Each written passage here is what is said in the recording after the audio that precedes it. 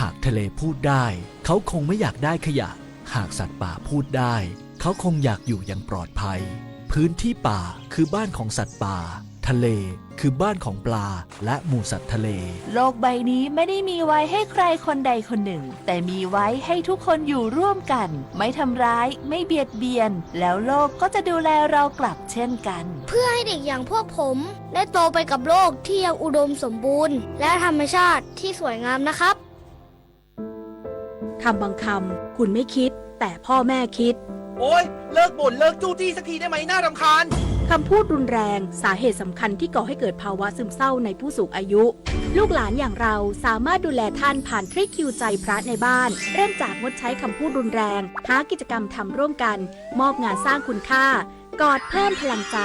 และพาไปหาหมอด้วยตัวเองรักแท้ดูแลด้วยใจให้ผู้สูงวัยสุขกายสุขใจทุกวันนะคะ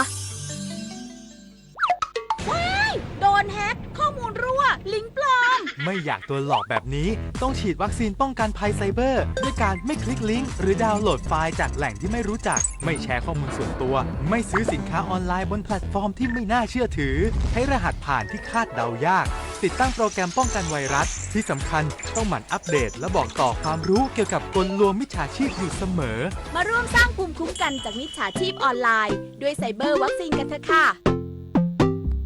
กระทรวงทรัพยากรธรรมชาติและสิ่งแวดล้อมเดินหน้ารื้อถอนสิ่งปลูกสร้างวิมานหมอกในพื้นที่อุทยานแห่งชาติทับลานไปแล้ว50%นายประวัติศาสตร์จันเทพหัวหน้าอุทยานแห่งชาติทับลานกล่าวถึงความคืบหน้าการดำเนินการรื้อถอนสิ่งปลูกสร้างกรณีบ้านวิมานหมอกในพื้นที่อำเภอวังน้ำเขียวจังหวัดนครราชสีมาซึ่งเป็นคดีที่มีคำพิพากษาถึงที่สุดแล้วว่า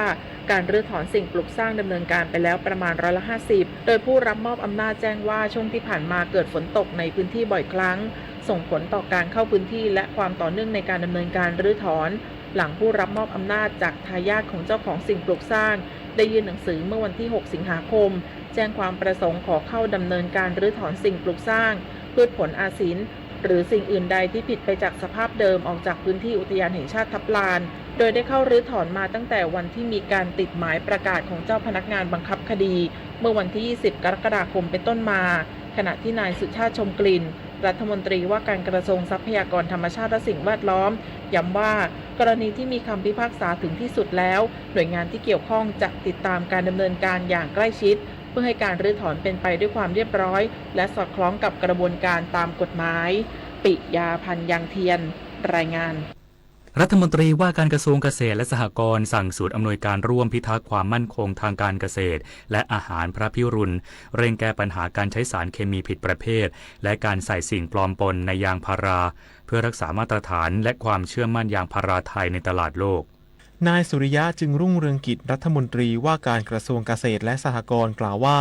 ได้สั่งการให้ศูนย์อำนวยการร่วมพิทักษ์ความมั่นคงทางเกษตรและอาหารพระพิรุณเร่งแก้ปัญหาการใช้สารเคมีผิดประเภทและการใส่สิ่งปลอมปนในวัตถุดิบยางเพื่อไม่ให้กระทบต่อคุณภาพของวัตถุดิบยางอาจส่งผลกระทบต่อความเชื่อมั่นของคู่ค้าภาพลักษณ์ของยางพาราไทยโอกาสทางการตลาดของเกษตรกรและผู้ประกอบการไทยในระยะยาวโดยจะต้องดำเนินการอย่างเป็นระบบตั้งแต่การป้องกันเฝ้าระวังตรวจสอบและบังคับใช้กฎหมายที่ต้องกำหนดบทบาทของแต่ละหน่วยงานให้ชัดเจนเพื่อให้การดำเนินงานเป็นไปในทิศทางเดียวกันสามารถจัดการกับปัญหาได้อย่างรวดเร็วและมีประสิทธิภาพความเชื่อมั่นของประเทศคู่ค้าและศักยภาพการแข่งขันของยางพาราไทยในตลาดโลกโดยให้การยางแห่งประเทศไทยเร่งจัดทำเอกสารและสื่อประชาสัมพันธ์เพื่อสร้างการรับรู้ให้เกษตรกรและผู้รวบรวมยางในพื้นที่เป้าหมายให้ผู้ที่อยู่ในห่วงโซ่การผลิตรับรู้และป้องกันปัญหาตั้งแต่ต้นทางชวนันท์มาลีรายงานยูเครนส่งโดรน600 ลำโจมตีเป้าหมายในแคว้นมอสโกของรัสเซียทำให้มีผู้ได้รับบาดเจ็บอย่างน้อย3 รายสำนักข่าว AFP รายงานโดยอ้างแถลงการของนายเซอร์เกย์โซเบียนินนายกเทศมนตรีกรุงมอสโกเมืองหลวงของรัสเซียในวันนี้ที่ระบุว่า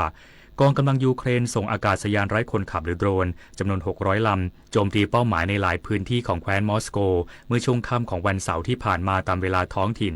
ทำให้มีประชาชนได้รับบาดเจ็บอย่างน้อย3 รายโดยหน่วยป้องกันภัยทางอากาศของรัสเซียสามารถสกัดกั้นโดรนของยูเครนจำนวน201 ลำที่มุ่งโจมตีพื้นที่ดังกล่าว ขณะเดียวกันทางการยูเครนเปิดเผยว่ากองทัพรัสเซียส่งโดรนและยิงขีปนาวุธโจมตีเป้าหมายในกรุงเคียฟและเมืองครีวิริซึ่งเป็นบ้านเกิดของประธานาธิบดีโวโลดิเมียร์ เซเลนสกี้ผู้นำยูเครนเมื่อช่วงเช้าของวันนี้ส่งผลให้มีผู้เสียชีวิตอย่างน้อย1 รายและยังมีผู้ได้รับบาดเจ็บอีก7 รายปิดน้ำกันวันนี้เพื่อชีวีที่ดีกว่าปิดไฟกันเถิดหนาเพื่อชีวาลูกหลานไทยจบข่าวยุทธพรบานเย็นอ่านรับฟังข่าวครั้งต่อไปเวลา 15 นาฬิกาครับติดตามข่าวที่นำเสนอไปแล้วได้ที่ www.thainews.prd.go.th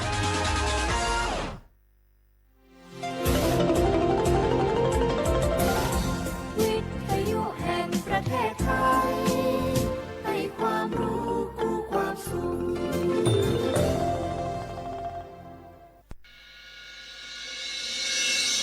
สถานีวิทยุกระจายเสียงแห่งประเทศไทยจังหวัดเชียงใหม่ AM 1476 กิโลเฮิรตซ์สถานีวิทยุภาคภาษาชาติพันธุ์แห่งเดียวในประเทศไทยที่มีความทันสมัยเชื่อถือได้สร้างอัตลักษณ์กลุ่มชาติพันธุ์สู่สากล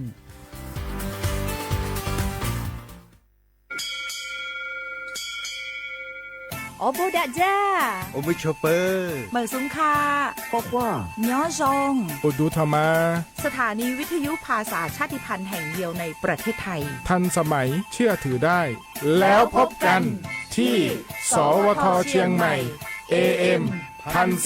1476 กิโลเฮิรตซ์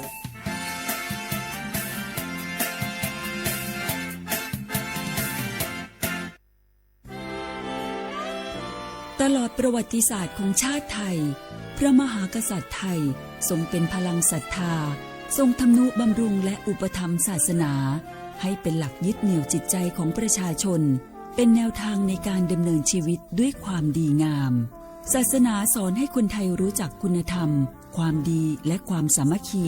ช่วยประคองจิตใจในยามทุกข์เสริมพลังใจในยามเผชิญอุปสรรคเป็นรากฐานสำคัญของสังคมด้วยพระบารมีแห่งพระมหากษัตริย์และศาสนาอันเป็นที่พึ่งทางใจคือพลังศรัทธาที่ล้อมรวมคนไทยทั้งชาติสู่ความมั่นคงสงบสุขและยั่งยืนตลอดไปร่วมเสริมสร้างความรักในสถาบันหลักของชาติโดยสำนักงานประชาสัมพันธ์ที่ 3 กรมประชาสัมพันธ์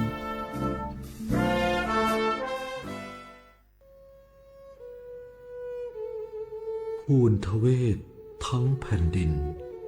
มิเหือดสิ้นน้ำตานองอกสั่นพรั่นไทยผองกรองความเศร้าโศกาดูนอัดสุชนบนใบหน้าน้ำตาฟ้าหลั่งเพิ่มพูนร่ำให้ทวีคูณยามยินข่าวร้าวในสวงน้อมรำลึกในพระกรุณาธิคุณข้าพระพุทธเจ้าคณะผู้บริหารข้าราชการและเจ้าหน้าที่สถานีวิทยุกระจายเสียงแห่งประเทศไทยกรมประชาสัมพันธ์สารคดีแสงเพชรส่องล่าเจ้าฟ้าพัชรกิติยาภาตอนยุติธรรมนำสุขในฐานะที่ทรงสำเร็จการศึกษาด้านกฎหมายและทรงเป็นอัยการสมเด็จพระเจ้าลูกเธอเจ้าฟ้าพัชรกิติยาภานเรนทิราเทพยวดีกรมหลวงราชสารินีสิริพัฒน์มหาวชรราชธิดาทรงให้ความสำคัญกับหลักการความยุติธรรมเป็นอย่างยิ่งทรงมุ่งมั่นที่จะพัฒนาวงการกฎหมายให้เป็นที่พึ่งของประชาชนโดยเฉพาะอย่างยิ่งผู้ได้โอกาสให้เข้าถึงกระบวนการยุติธรรมได้อย่างเท่าเทียมทรงใช้ความรู้ความสามารถอย่างเต็มที่ในการให้คำแนะนำทางกฎหมายแก่ผู้ที่ต้องการความช่วยเหลือทรงเป็นผู้ผลักดันให้เกิดโครงการกำลังใจในเรือนจำซึ่งเป็นการเปลี่ยนแปลงทัศนคติของสังคมต่อผู้ต้องขังหญิงและเด็กติดผู้ต้องขังทรงเห็นว่าผู้คนเหล่านี้ควรได้รับโอกาสในการเริ่มต้นชีวิตใหม่และไม่ควรถูกตีตราจากสังคมทรงริเริ่มโครงการและผลักดันให้เกิดการปรับปรุงกฎหมายหลายฉบับ พื่อให้สอดคล้องกับสถานการณ์ของสังคมและคุ้มครองสิทธิของประชาชนได้อย่างแท้จริงพระองค์มีพระวิสัยทัศน์ที่กว้างไกลและทรงตระหนักถึงปัญหาในกระบวนการยุติธรรมทรงเชื่อมั่นว่าการสร้างความยุติธรรมให้เกิดขึ้นในสังคมจะนำมาซึ่งความสงบสุขและความเจริญอย่างยั่งยืนด้วยพระปรีชาสามารถด้านกฎหมายของสมเด็จพระเจ้าลูกเธอเจ้าฟ้าพัชรกิติยาภานเรนทิราเทพยวดีกรมหลวงราชสารินีสิริพัฒน์มหาวชรราชธิดาทรงนำพาความยุติธรรมสู่สังคมเพื่อช่วยเหลือผู้ด้อยโอกาสให้ได้มีโอกาสอย่างเท่าเทียมน้อมรำลึกถึงพระองค์พระผู้ทรงเป็นแสงแห่งความยุติธรรมในดวงใจเมื่อโชคชะตากำหนดให้หญิงผู้บริสุทธิ์กำเนิดขึ้นจากปฐมบทแห่งความรักอันยิ่งใหญ่การพลัดพรากการต่อสู้และบทพิสูจน์ความจริงร่วมสัมผัสเรื่องราวแห่งความรักความเสียสละและการแสดงอันวิจิตรงดงามของมหากาพย์รามเกียรติ์ในการแสดงโขนมูลนิธิส่งเสริมศิลปาชีพตอนสีดาในวันที่ 5 พฤศจิกายนถึง 10 ธันวาคมนี้ณศูนย์วัฒนธรรมแห่งประเทศไทยเปิดจองบัตรแล้ววันนี้ที่ไทยทิกเก็ตเมเจอร์ทุกครั้งที่ใช้สิทธิบัตรทองหรือบัตร30 บาทอย่าลืมพกบัตรประชาชนเพื่อยืนยันการใช้สิทธิไม่ว่าจะไปรักษารับบริการป้องกันโรคหรือบริการอื่นๆสำหรับเด็กเล็กที่ยังไม่มีบัตรประชาชนใช้ใบเกิดแสดงคู่กับบัตรประชาชนของผู้ปกครองง่ายสะดวกรักษาได้ทันทีสอบถามเพิ่มเติมได้ที่สายด่วนสปสช1330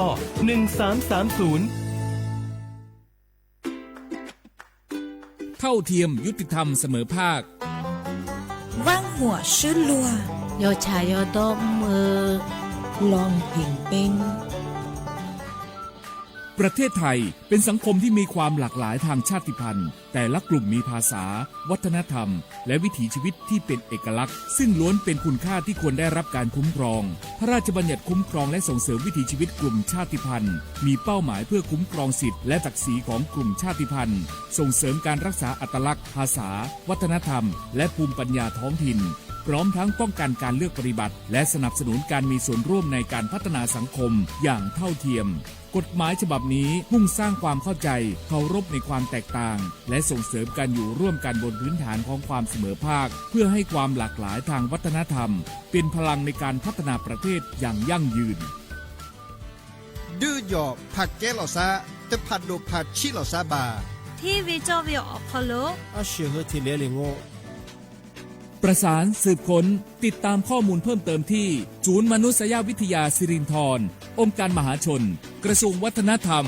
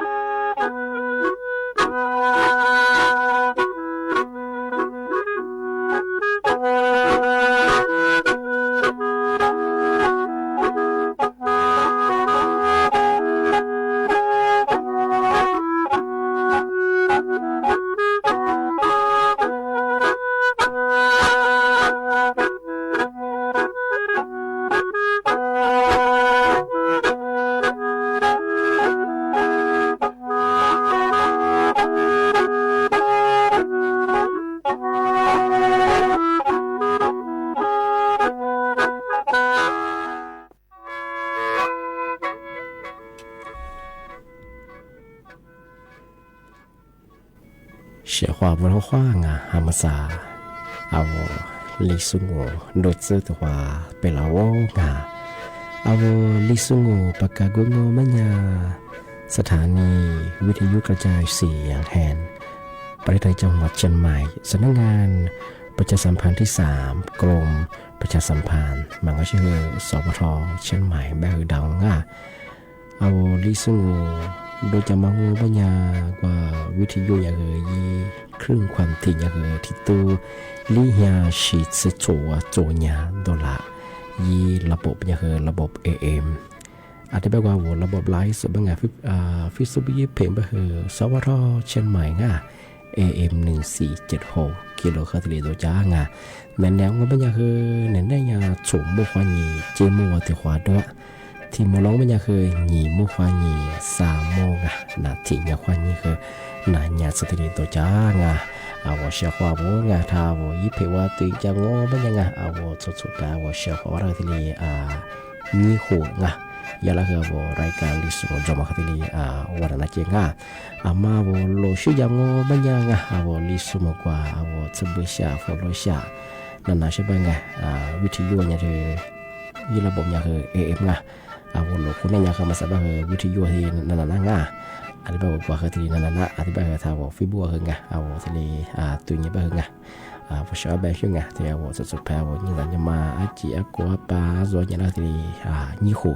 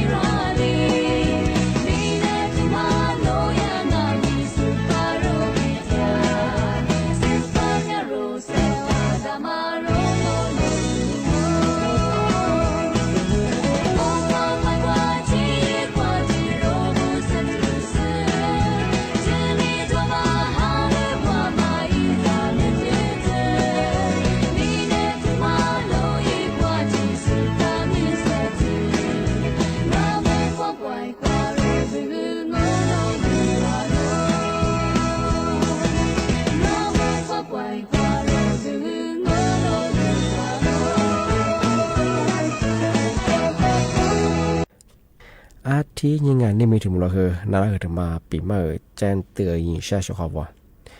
มุสยาสำนักงานตำรวจเชียงใหม่เฮงาเที่ยว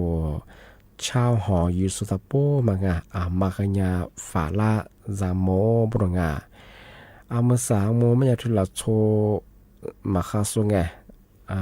กลุ่มมิชาชีพแบบเฮดาวงาลาโชมาคาสุมาเฮวันยี่หอพาดุเชียยิงยิงว่ายาจากสุดมาแม่หรอกยาเกิดสุดมาจนมาเฮว่ายี่หองาที่กับผู้หญิงก็กับอีกยิงหลักสุภาพจางว่าไม่ยาผู้ดาวไม่ยาผู้หญิงหลักสุภาพจางไม่ยาพามุลยาว่า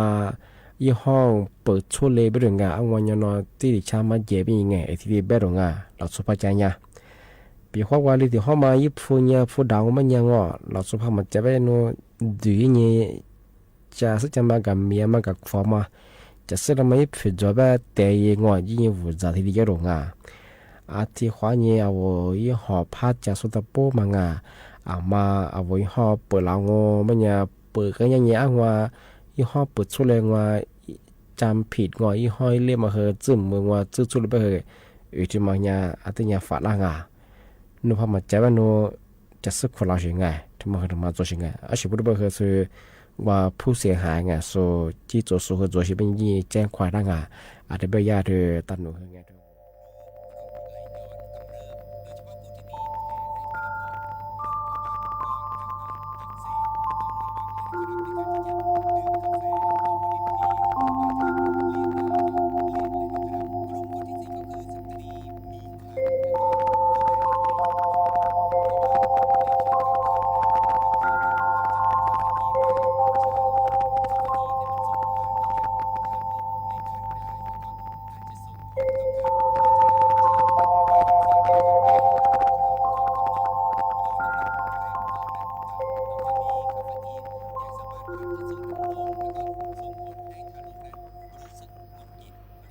สวัสดีค่ะท่านผู้มีเกียรติและท่านผู้รับฟังทางบ้าน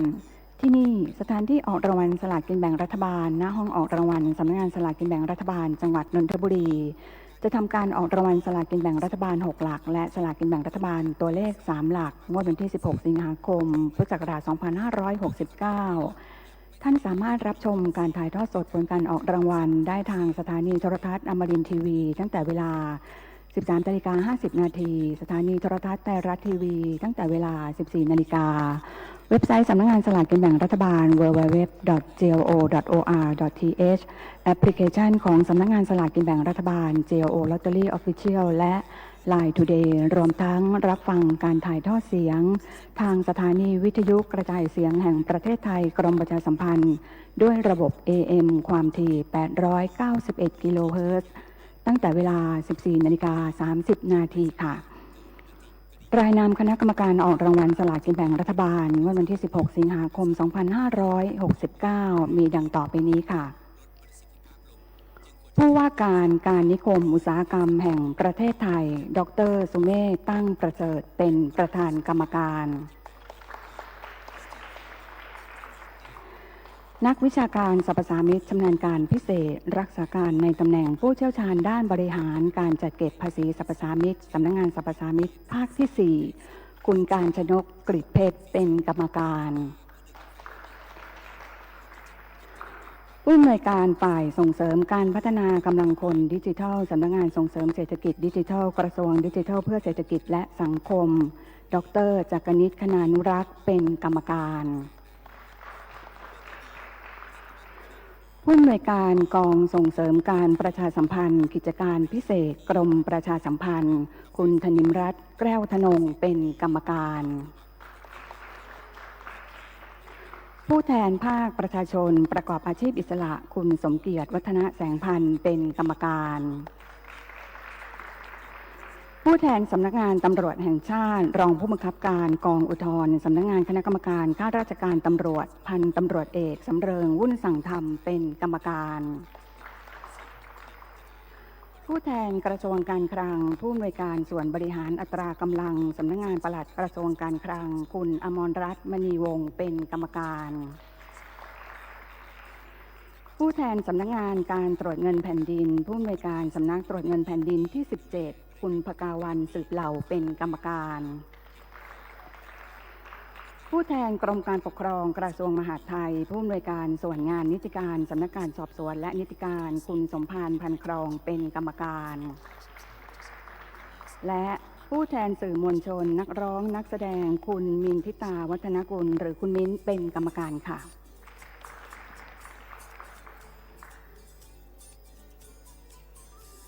ขอเชิญคณะกรรมการออกรางวัลผู้อำนวยการสำนักงานสลากกินแบ่งรัฐบาลบริเวณหน้าเวทีด้านล่างค่ะขอเรียนเชิญค่ะ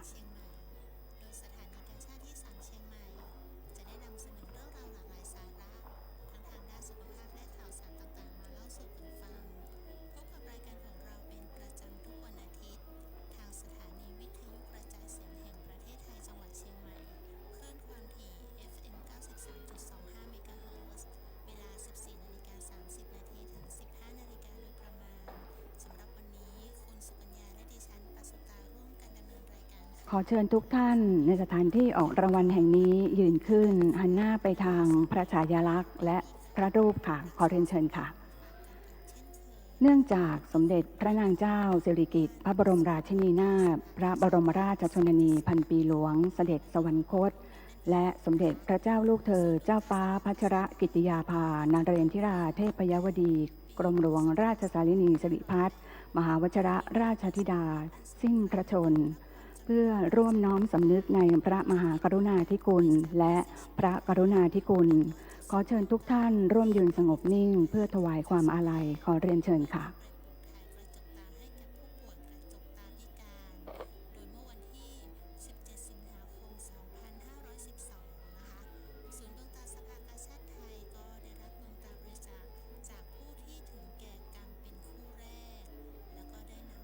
ขอบคุณทุกท่านค่ะเชิญนั่งได้ค่ะ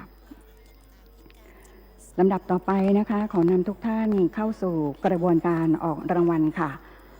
อุปกรณ์ในการออกรางวัลสลากกินแบ่งรัฐบาล6หลักมี3ชนิดนะคะคืออุปกรณ์ออกรางวัลนนทรีย์1ใช้สำหรับการออกรางวัลเลขหน้าเลขท้ายและรางวัลที่1ค่ะอุปกรณ์ออกรางวัลอัตโนมัติมัลติพีคนะคะใช้สำหรับการออกรางวัลที่2และรางวัลที่3และวงล้อออกรางวัลใช้สำหรับการออกรางวัลที่4และรางวัลที่5ค่ะ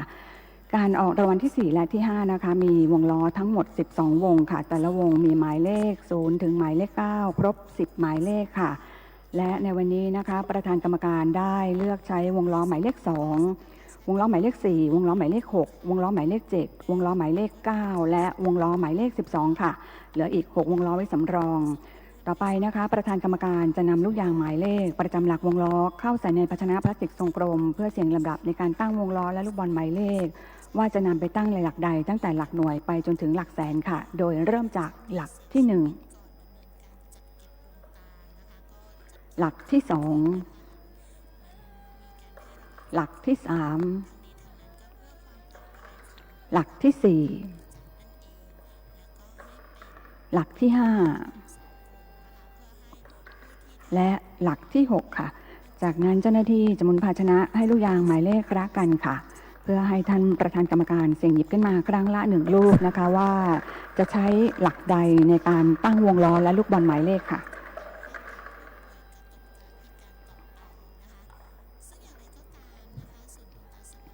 ท่านประธานกรรมการเสี่ยงหยิบขึ้นมาแล้วนะคะได้หมายเลข6วงล้อและลูกบอลหมายเลขชุดที่6ตั้งที่หลักหน่วยค่ะ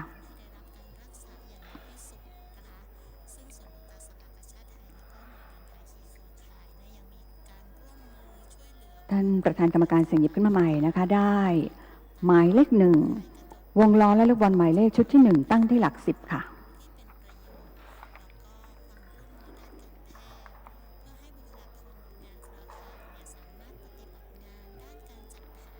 ต่อไปนะคะได้หมายเลข4วงล้อและลูกบอลหมายเลขชุดที่4ตั้งที่หลักร้อย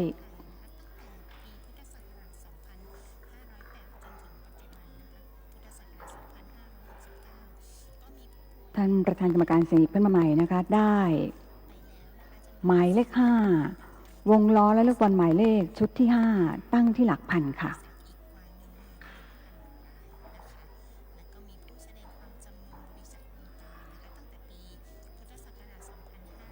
หมายเลขต่อไปนะคะหมายเลข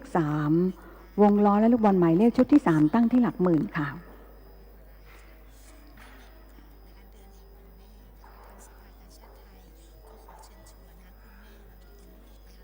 และหมายเลขสุดท้ายค่ะหมายเลข2วงล้อและลูกบอลหมายเลขชุดที่2ตั้งที่หลักแสนค่ะ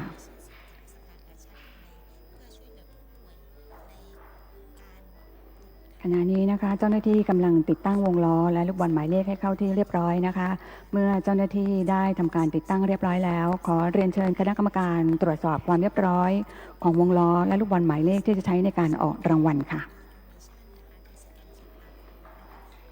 สำหรับการออกรางวัลที่2และรางวัลที่3ด้วยเครื่องออกรางวัลอัตโนมัติมัลติพีคนะคะมีลูกปิงปองที่จะใช้ในการออกรางวัลจำนวน12ชุดค่ะแต่ละชุดมีหมายเลข0ถึงหมายเลข9ครบ10หมายเลขและท่านประธานกรรมการเลือกใช้ลูกปิงปองชุดที่1สำหรับหลักที่5ชุดที่2สำหรับหลักที่3ชุดที่4สำหรับหลักที่4ชุดที่8สำหรับหลักที่1ชุดที่10สำหรับหลักที่2และชุดที่11สำหรับหลักที่6ค่ะเหลืออีก6ชุดไว้สำรองและในวันนี้นะคะสำนักงานสลากกินแบ่งรัฐบาลได้รับเกียรติจากพ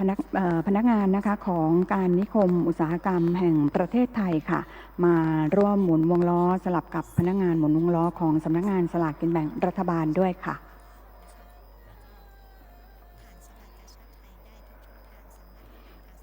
การออกรางวัลในวันนี้นะคะเป็นการออกรางวัลสลากกินแบ่งรัฐบาล6หลักแบบใบและสลากการกุศลจำนวน76ชุดชุดละ1ล้านฉบับ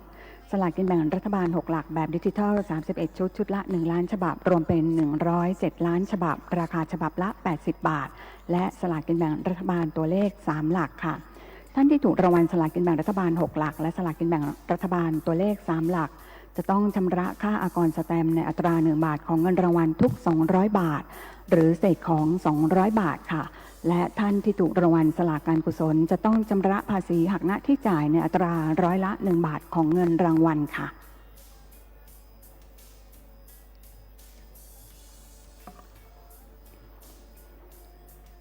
เมื่อคณะกรรมการได้ทำการตรวจสอบความเรียบร้อยของวงล้อแล้วนะคะท่านประธานกรรมการได้กำหนดให้ตั้งวงล้อไว้ที่หมายเลข7ทั้งหมดค่ะขณะนี้นะคะวงล้อตั้งอยู่ที่หมายเลข777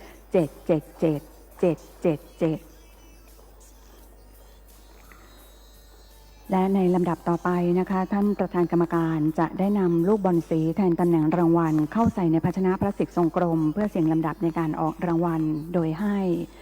สีเหลืองแทนตำแหน่งรางวัลที่2มี5รางวัลเงินรางวัลละ 200,000 บาทค่ะสีชมพูแทนตำแหน่งรางวัลที่3มี10รางวัลเงินรางวัลละ 80,000 บาทค่ะสีเขียวแทนตำแหน่งรางวัลที่4มี50รางวัลเงินรางวัลละ 40,000 บาทค่ะ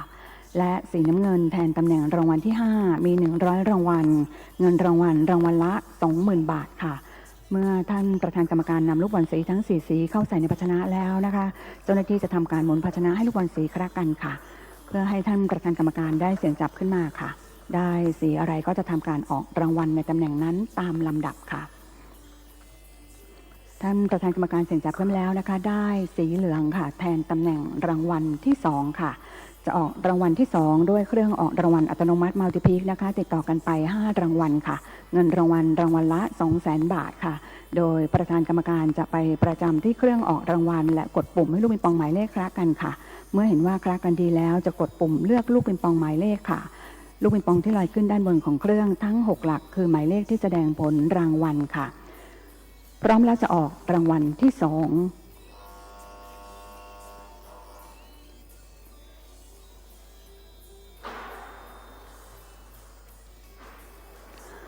ออกรางวัลที่2ครั้งที่1เลขที่ออก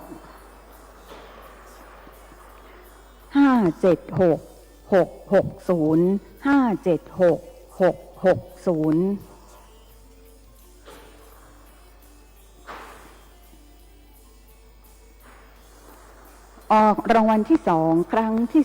2เลขที่ออก640-794 640-794ออกรางวัลที่2ครั้งที่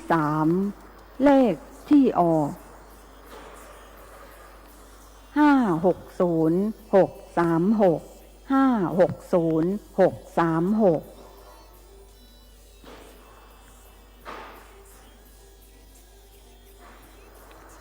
ออกรางวัลที่สองครั้งที่สี่เลขที่ออก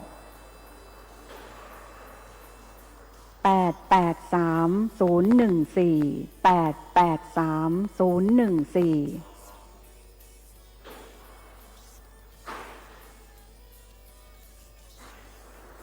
ออกรางวัลที่สองครั้งที่ห้าครั้งสุดท้ายเลขที่ออก259239259239ขอบคุณค่ะรางวัลที่สองออกไปครบแล้ว5รางวัลค่ะต่อไปนะคะท่านประธานกรรมการจะเสี่ยงจับลูกบอลสีขึ้นมาใหม่ค่ะได้สีอะไรก็จะทำการออกรางวัลในตำแหน่งนั้นนะคะท่านประธานเสี่ยงจับขึ้นมาแล้วค่ะได้สีเขียวค่ะแทนตำแหน่งรางวัลที่4จะออกรางวัลที่4ด้วยอุปกรณ์วงล้อติดต่อกันไป50รางวัลค่ะเงินรางวัลละ 40,000 บาทค่ะ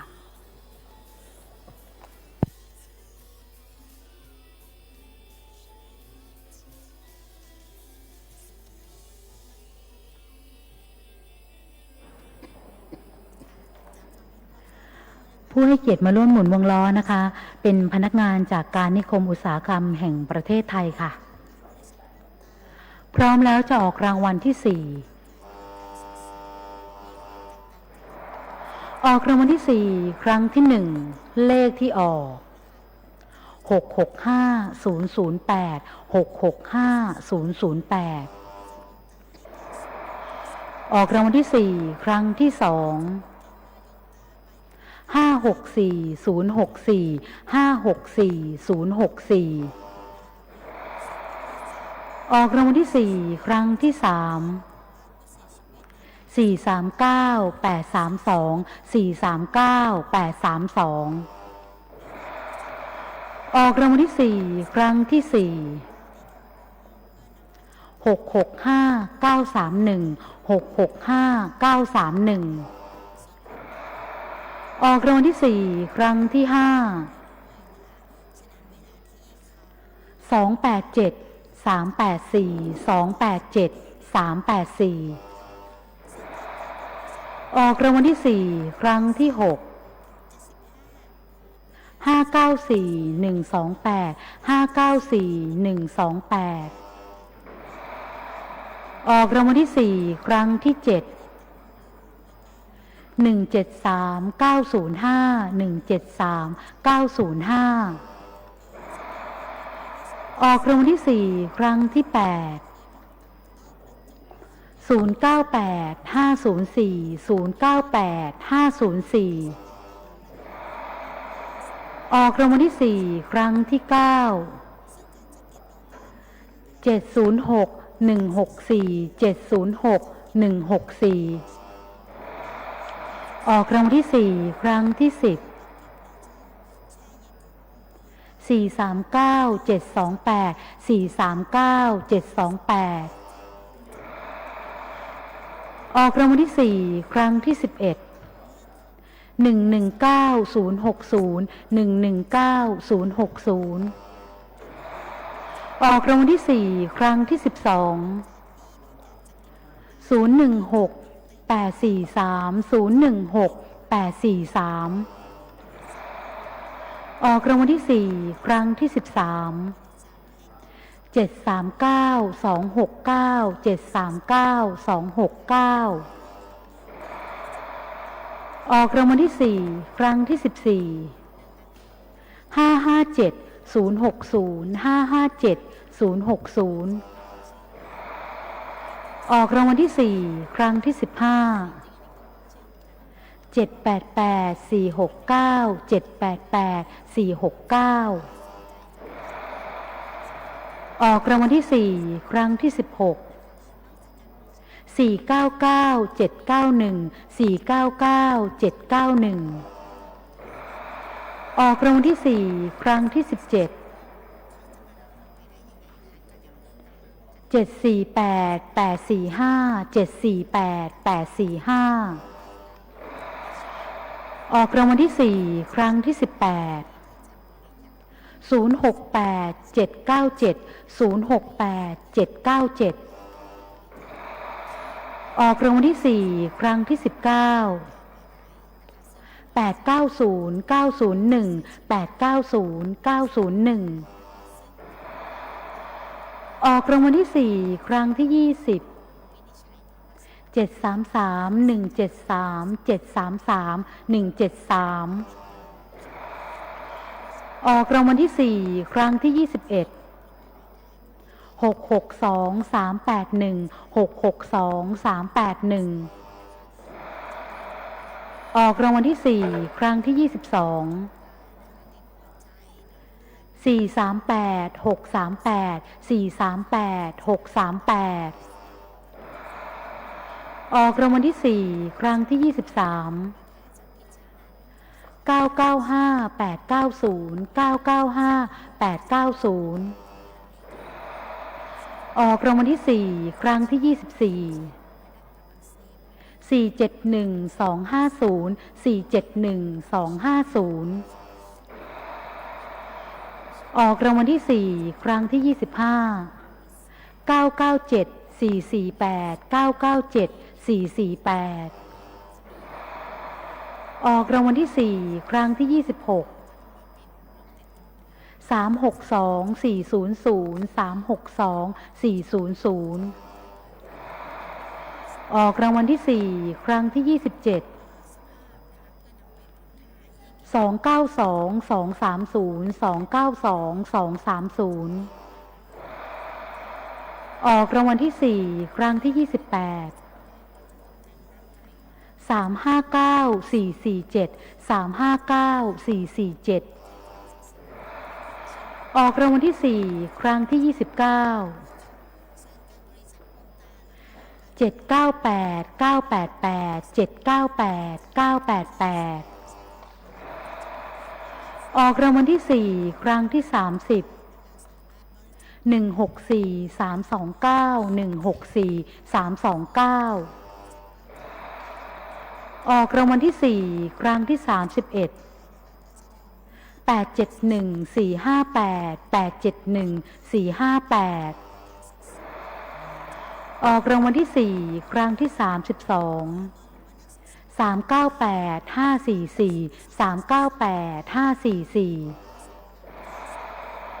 ออกรางวัลที่สี่ครั้งที่33 614 112 614 112ออกรางวัลที่สี่ครั้งที่34 900 977 900 977ออกรางวัลที่สี่ครั้งที่35 088 017 088 017ออกรางวัลที่สี่ครั้งที่36 520 436 520 436ออกรางวัลที่สี่ครั้งที่37 839 951 839 951ออกรางวัลที่สี่ครั้งที่38 357 963 357 963ออกรางวัลที่สี่ครั้งที่39 334 635 334 635ออกรางวัลที่สี่ครั้งที่40 800 388 800 388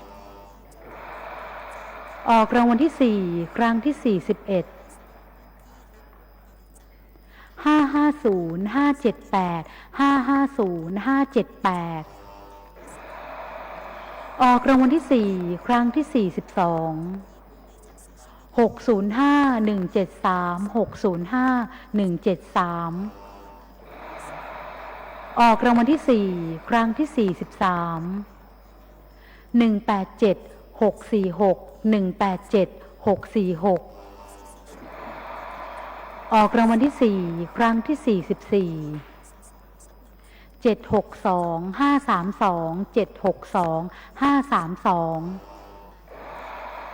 อกรางวัลที่สี่ครั้งที่45 610007 610007 ออกรางวัลที่สี่ครั้งที่46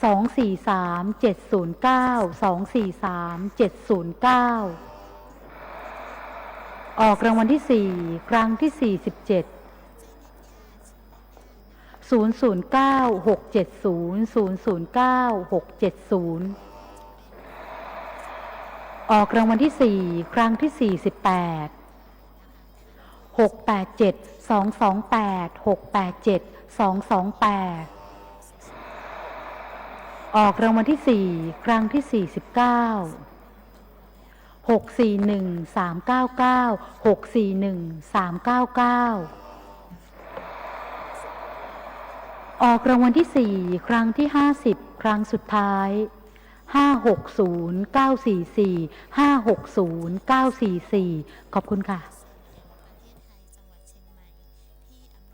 รางวัลที่สี่ออกไปครบแล้ว50รางวัลค่ะต่อไปนะคะท่านประธานกรรมการจะเสี่ยงจับลูกบอลสีขึ้นมาใหม่ค่ะ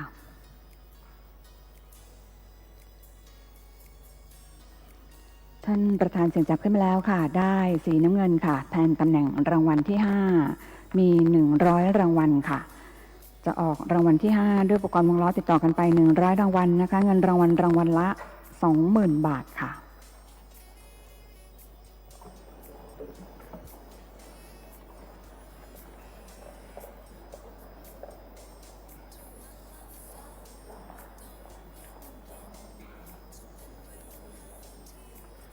พร้อมแล้วจะออกรางวัลที่5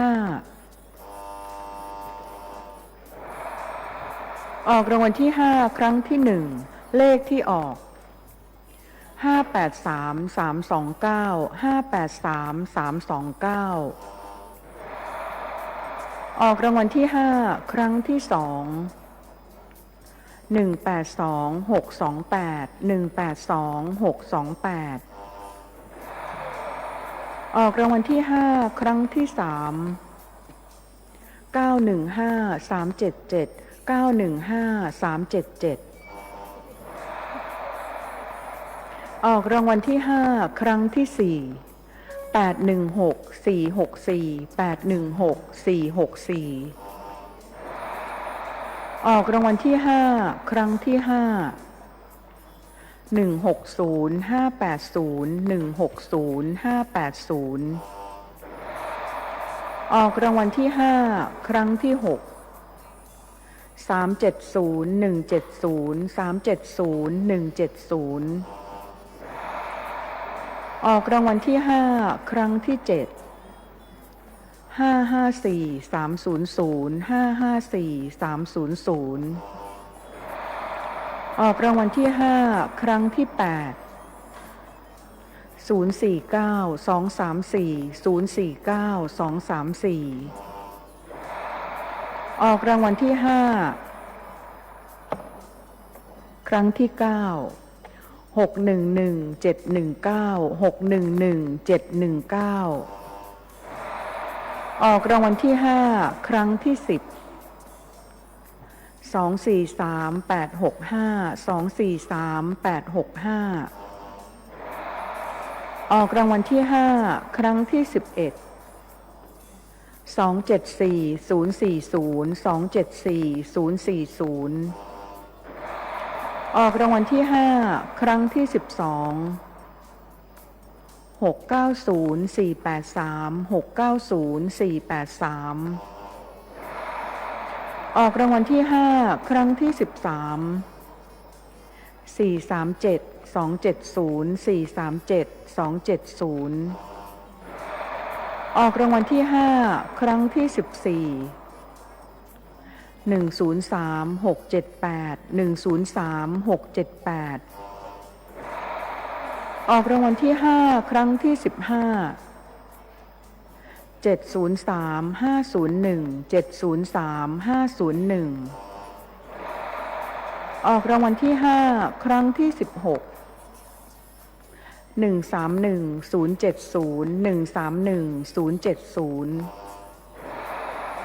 ออกรางวัลที่5ครั้งที่17 704-968 704-968ออกรางวัลที่5ครั้งที่18 192-512 192-512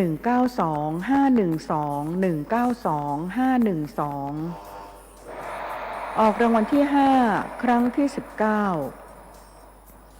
793-386 793-386ออกรางวัลที่5ครั้งที่20 040-637 040-637ออกรางวัลที่5ครั้งที่21 378-558 378-558ออกรางวัลที่5ครั้งที่22 948-323 948-323ออกรางวัลที่5ครั้งที่23 196-881 196-881ออกรางวัลที่5ครั้งที่24 788-074 788-074ออกรางวัลที่5ครั้งที่25 595-819 595-819ออกรางวัลที่5ครั้งที่26 806-943 806-943ออกรางวัลที่5ครั้งที่27 833-299 833-299ออกรางวัลที่5ครั้งที่28 856-110 856-110ออกรางวัลที่5ครั้งที่29 800-980 800-980ออกรางวัลที่5ครั้งที่30 242-483 242-483ออกรางวัลที่5ครั้งที่31 851-174 851-174ออกรางวัลที่5ครั้งที่32 247-753 247-753ออกรางวัลที่5ครั้งที่33 710-949 710-949ออกรางวัลที่5ครั้งที่34 412-647 412-647ออกรางวัลที่5ครั้งที่35 ขออภัยค่ะเนื่องจากวงล้อหลักที่4นะคะแสดงหมายเลขไม่ชัดเจนนะคะขอเรียนเชิญท่านประธานกรรมการขึ้นพิจารณาค่ะซึ่งท่านประธานกรรมการในวันนี้นะคะได้รับเกียรติจากผู้ว่าการนิคมอุตสาหกรรมแห่งประเทศไทยดร.สุเมธ ตั้งประเสริฐค่ะในการออกรางวัลสลากกินแบ่งรัฐบาลนะคะหากเกิดเหตุขัดข้องใดๆนะคะถือว่าเป็นอำนาจเด็ดขาดของท่านประธานกรรมการค่ะ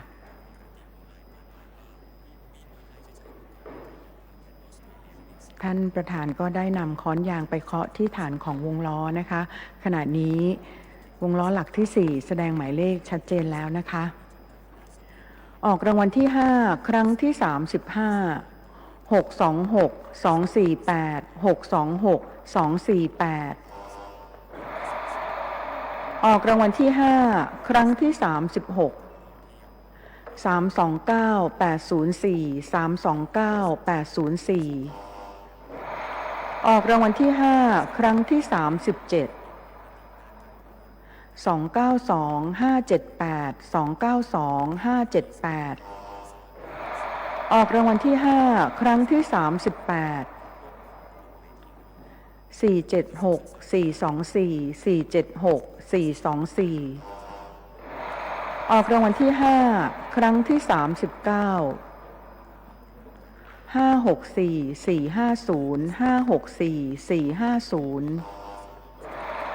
กรางวัลที่5ครั้งที่40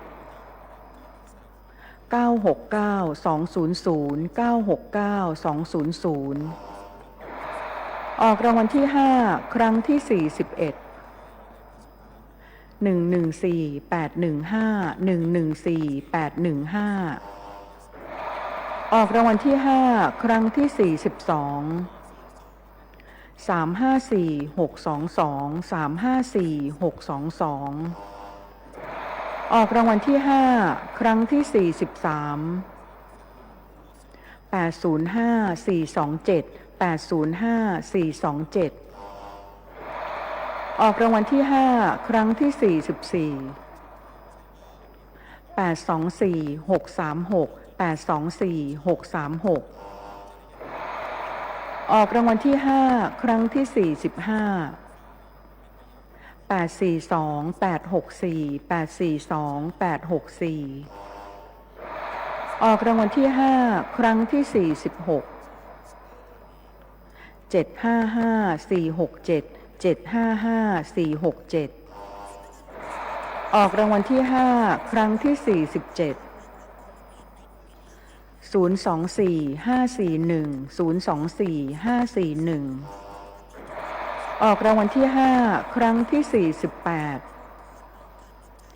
089-920 089-920 ออกรางวัลที่5ครั้งที่49 560-793 560-793 ออกรางวัลที่5ครั้งที่50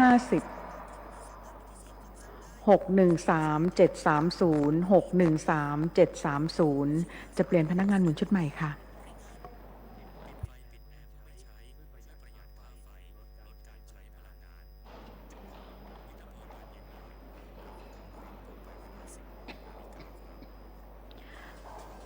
ผู้หมุนชุดนี้นะคะเป็นพนักงานจากการนิคมอุตสาหกรรมแห่งประเทศไทยค่ะ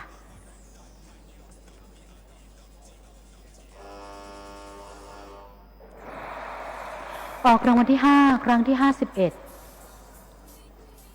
619-682 619-682 ออกรางวัลที่5ครั้งที่52 225-335 225-335 ออกรางวัลที่5ครั้งที่53 022-968 022-968 ออกรางวัลที่5ครั้งที่54 890-581 890-581 ออกรางวัลที่5ครั้งที่55 545-569 545-569 ออกรางวัลที่5ครั้งที่56 702-430 702-430 ออกรางวัลที่5ครั้งที่57 147-675 147-675 ออกรางวัลที่5ครั้งที่58 308-158 308-158 ออกรางวัลที่5ครั้งที่59 018-096 018-096 ออกรางวัลที่5ครั้งที่60 278-765 278-765 ออกรางวัลที่5ครั้งที่61 144-608 144-608 ออกรางวัลที่5ครั้งที่62 644-459 644-459 ออกรางวัลที่5ครั้งที่63 544-682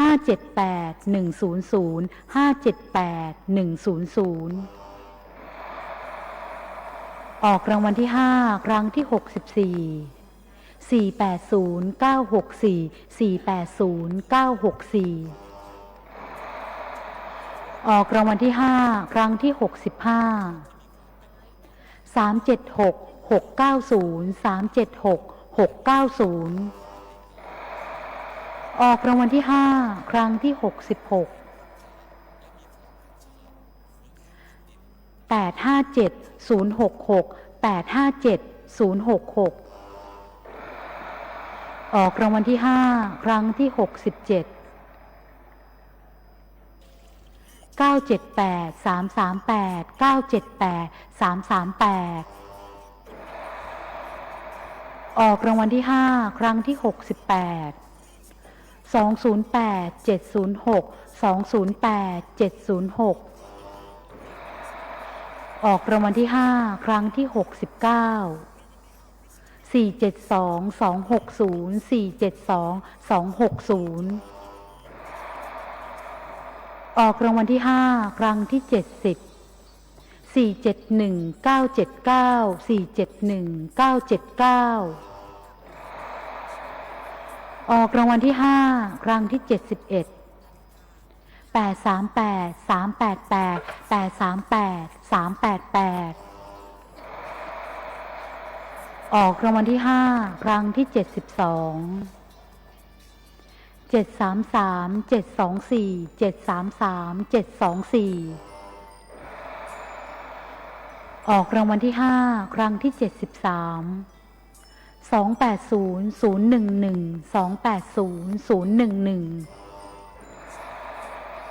ออกรางวัลที่5ครั้งที่74 263 627 263 627 ออกรางวัลที่5ครั้งที่75 292 437 292 437 ออกรางวัลที่5ครั้งที่76 351 058 351 058 ออกรางวัลที่5ครั้งที่77 109 341 109 341 ออกรางวัลที่5ครั้งที่78 838 886 838 886 ออกรางวัลที่5ครั้งที่79 540 243 540 243 ออกรางวัลที่5ครั้งที่80 087 871 087 871 ออกรางวัลที่5ครั้งที่81 345 514 345 514 ออกรางวัลที่5ครั้งที่82 355 706 355 706 ออกรางวัลที่5ครั้งที่83 186 784 186 784 ออกรางวัลที่5ครั้งที่84 171 080 171 080 ออกรางวัลที่5ครั้งที่85 701 301 701 301 ออกรางวัลที่5ครั้งที่86 998 822 998 822 ออกรางวัลที่5ครั้งที่87 375 694 375 694 ออกรางวัลที่5ครั้งที่88 656 431 656 431 ออกรางวัลที่5ครั้งที่89 117 048 117 048 ออกรางวัลที่ห้าครั้งที่90 069961 069961ออกรางวัลที่ห้าครั้งที่91 683343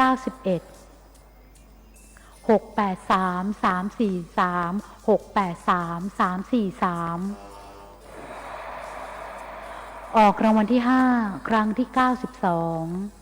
181115 181115ออกรางวัลที่ห้าครั้งที่93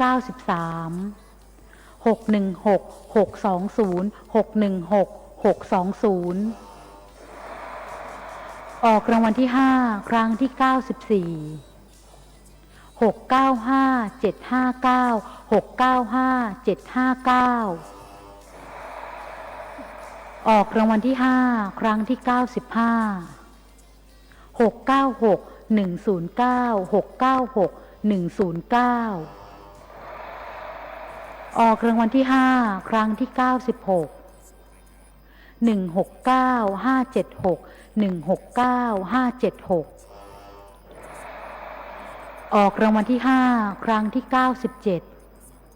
179 345 179 345ออกรางวัลที่ห้าครั้งที่98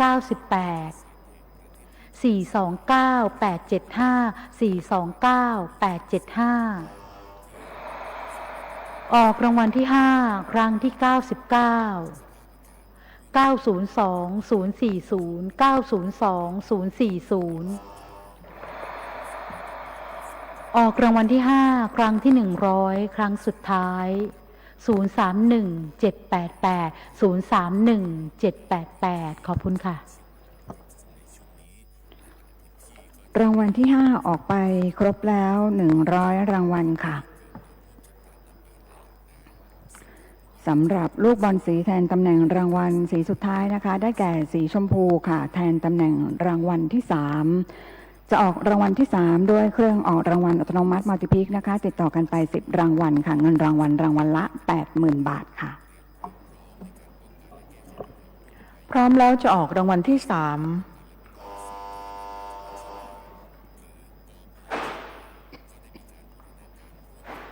ออกรางวัลที่3ครั้งที่1เลขที่ออก573 767 573 767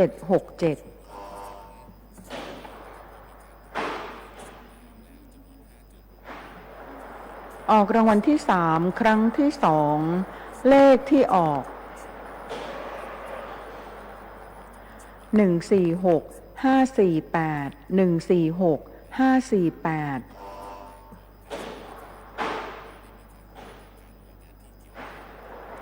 ออกรางวัลที่3ครั้งที่3เลขที่ออก805 280 805 280ออกรางวัลที่3ครั้งที่4เลขที่ออก684 706 684 706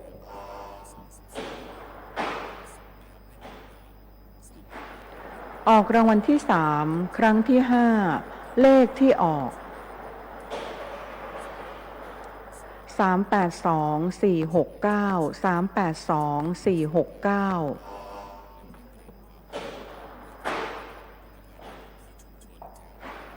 ออกรางวัลที่3ครั้งที่6เลขที่ออก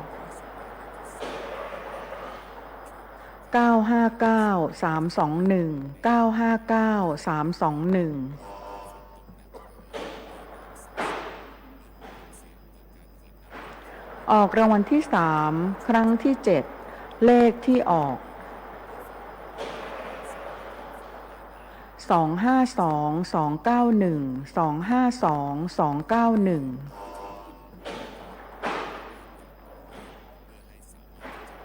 ออกรางวัลที่3ครั้งที่8เลขที่ออก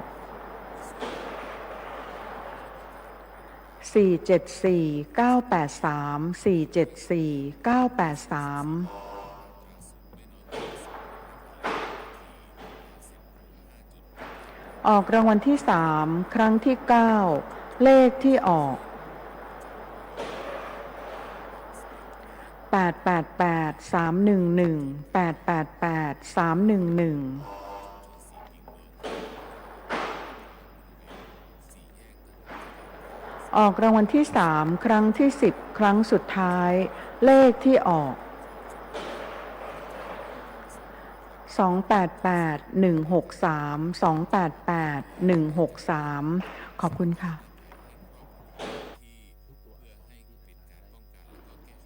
รางวัลที่3ออกไปครบแล้วนะคะ10รางวัลค่ะรางวัลที่2ที่3ที่4และที่5ออกไปครบแล้วค่ะต่อไปจะทำการออกรางวัลเลขหน้า3ตัว2ครั้งรางวัลเลขท้าย3ตัว2ครั้งรางวัลเลขท้าย2ตัว1ครั้งและรางวัลที่1นะคะโดยอุปกรณ์ออกรางวัลนนทรี1ค่ะโดยวิธีหมุนอุปกรณ์ออกรางวัลในลูกบอลหมายเลขละกันแล้วจึงเปิดช่องให้ลูกบอลหมายเลขตกลงในที่รองรับด้านหน้าค่ะสำหรับรางวัลพิเศษสลากกินแบ่งรัฐบาลตัวเลข3หลักจะออกเป็นลำดับสุดท้ายค่ะการออกรางวัลด้วยวิธีนี้ผู้ทำการออกรางวัลจะเป็นกรรมการออกรางวัลทั้งหมดค่ะโดยประธานกรรมการจะเสี่ยงจับหมายเลขกรรมการขึ้นมา6ท่านว่ากรรมการท่านใดจะได้เป็นผู้ออกรางวัลค่ะ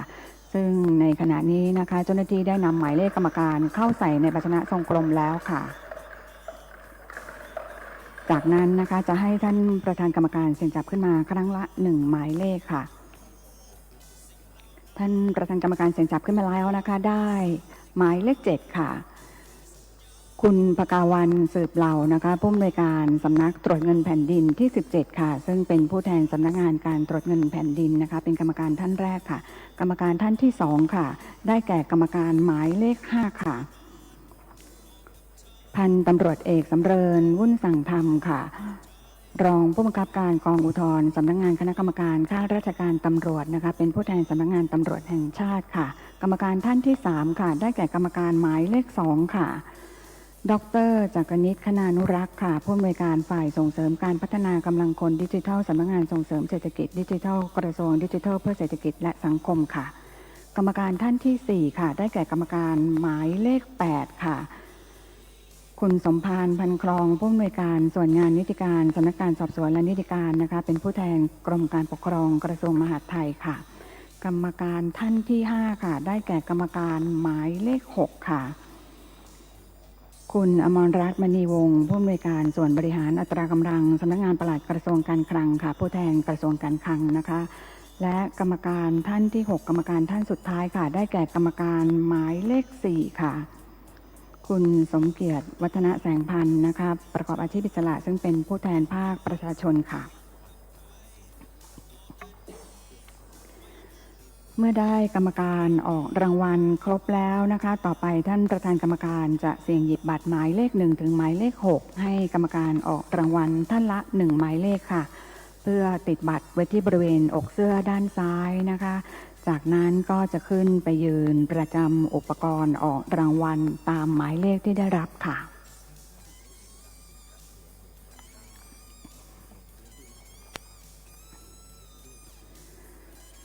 สำนักงานสลากกินแบ่งรัฐบาลขอความร่วมมือผู้ขายสลากไม่ขายสลากแก่ผู้ที่มีอายุต่ำกว่า20ปีและไม่ควรให้เด็กหรือเยาวชน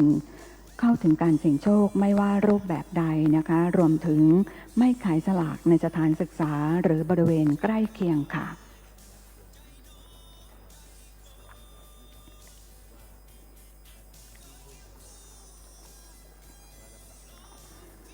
ขณะนี้นะคะกรรมการทั้ง6ท่านได้ติดบัตรหมายเลขเรียบร้อยแล้วนะคะและกำลังขึ้นไปยืนประจำอุปกรณ์ออกรางวัลตามหมายเลขที่ได้รับค่ะ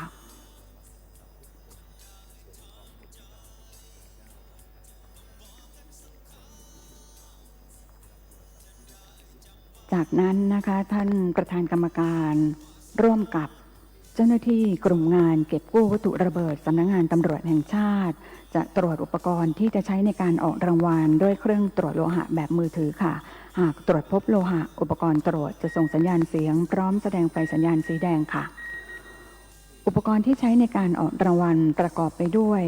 ภาชนะพลาสติกทรงกลมตลับพลาสติกทึบแสงแบบเกลียวชุดละ10ตลับใช้บรรจุลูกบอลหมายเลขและลูกบอลหมายเลขที่มีหมายเลข0ถึงหมายเลข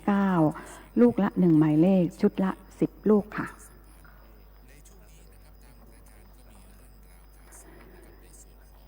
สำนักงานขอเตือนประชาชนนะคะอย่าหลงเชื่อมิจฉาชีพนำเสนอขายสลากกินแบ่งรัฐบาลที่ถูกรางวัลในราคาที่ต่ำกว่ามูลค่าจริงค่ะเพราะตามข้อเท็จจริงแล้วนะคะไม่มีใครยอมเสียเปรียบนำเงินรางวัลที่มูลค่ามากกว่าไปแลกเปลี่ยนกับการขายต่อที่ได้มูลค่าต่ำกว่าโปรดอย่าหลงเชื่อค่ะไม่เช่นนั้นท่านอาจสูญเสียทรัพย์สินจำนวนมากได้ค่ะ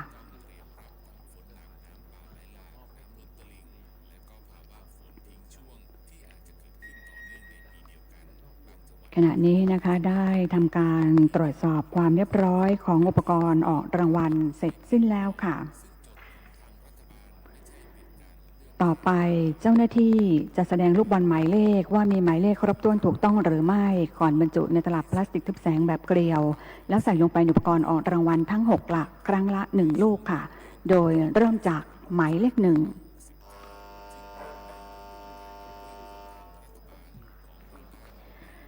สำนักงานสลากกินแบ่งรัฐบาลนะคะจะเปิดให้ผู้มีสิทธิ์ซื้อจองล่วงหน้า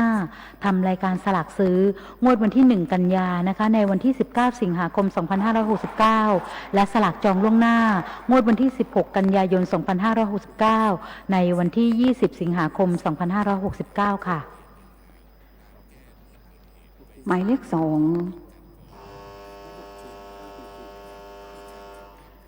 สำนักงานสลากกินแบ่งรัฐบาลนะคะได้รับรางวัลรัฐวิสาหกิจดีเด่น SOE Award 2 รางวัลค่ะได้แก่รางวัลการพัฒนาสู่รัฐวิสาหกิจยั่งยืนและรางวัลชมเชยประเภทรางวัลความคิดสร้างสรรค์และนวัตกรรมดีเด่นด้านความคิดสร้างสรรค์ค่ะหมายเลข3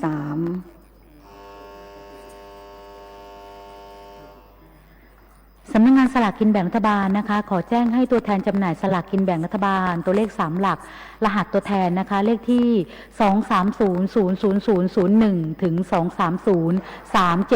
2303780ที่ยังไม่ได้ดำเนินการทำสัญญาแบบออนไลน์นะคะขอให้ท่านติดต่อที่สำนักงานระหว่างวันที่19ถึง21สิงหาคม2569เวลา 8:00 นถึง 15:00 นณชั้น2อาคารออกรางวัลค่ะหมายเลข4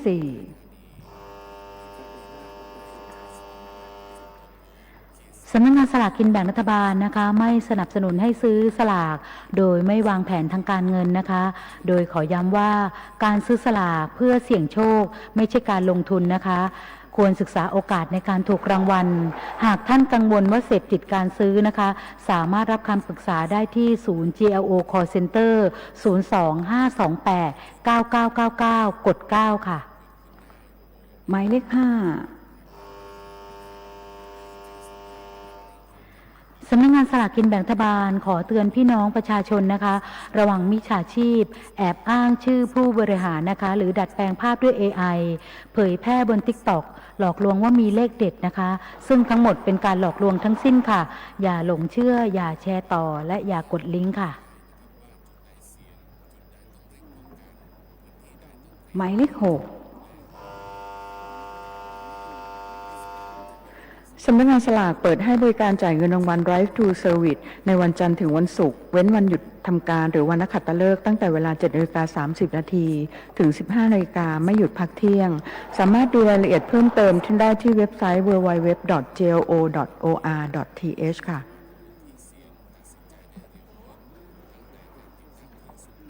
หมายเลข7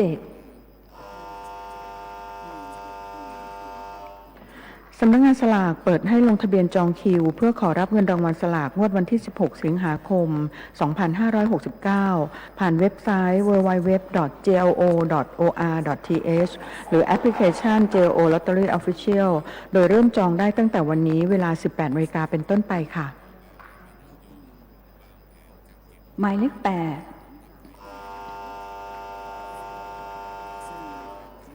ป ปัจจุบันมีการหลอกลวงเกี่ยวกับการซื้อขายสลากมากมายเช่นอ้างว่ามีเลขหลุดจากสำนักงานหรือหลอกลวงบอกใบ้เลขเด็ดผ่านจดหมายหลอกลวงหรือสื่อสังคมออนไลน์รวมถึงการแอบอ้างว่าสามารถจัดสรรสลากไปนำไปจำหน่ายได้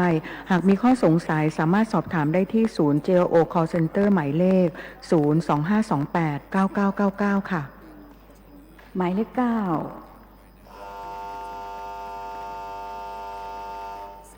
การจำหน่ายสลากเกินราคาถือว่าเป็นการกระทำผิดพระราชบัญญัติสำนักงานสลากกินแบ่งรัฐบาลมีโทษปรับไม่เกิน 10,000 บาทและจะถูกตัดสิทธิ์เป็นตัวแทนจำหน่ายและยกเลิกการลงทะเบียนผู้ซื้อจองล่วงหน้าเนื่องจากทำผิดหลักเกณฑ์ในการรับสลากไปจำหน่ายสำหรับผู้ซื้อสลากทุกท่านขอให้รักษาสิทธิ์ของตนเองไม่ซื้อสลากเกินราคา80 บาทค่ะ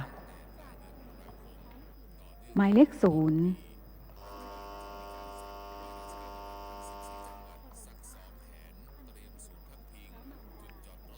เจ้าหน้าที่ได้แสดงลูกบอลหมายเลขเป็นที่ครบถ้วนถูกต้องทุกหลักแล้วค่ะจากนั้นจะหมุนอุปกรณ์ออกรางวัลให้ลูกบอลหมายเลขคละกันค่ะ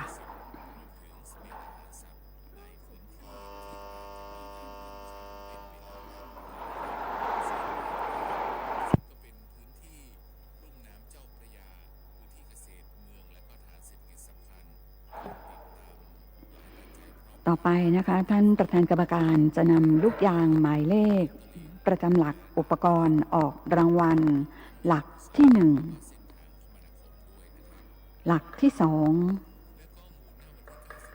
หลักที่ 3หลักที่ 4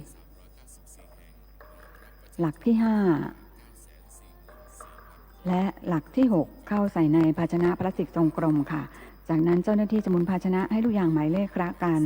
เพื่อให้ท่านประธานกรรมการเสี่ยงหยิบขึ้นมาครั้งละ1หลักค่ะว่าจะใช้อุปกรณ์ออกรางวัลหลักใดออกรางวัลเลขหน้า3ตัว2ครั้งซึ่งมีเงินรางวัลละ 4,000 บาทค่ะจะใช้อุปกรณ์ออกรางวัลหลักที่6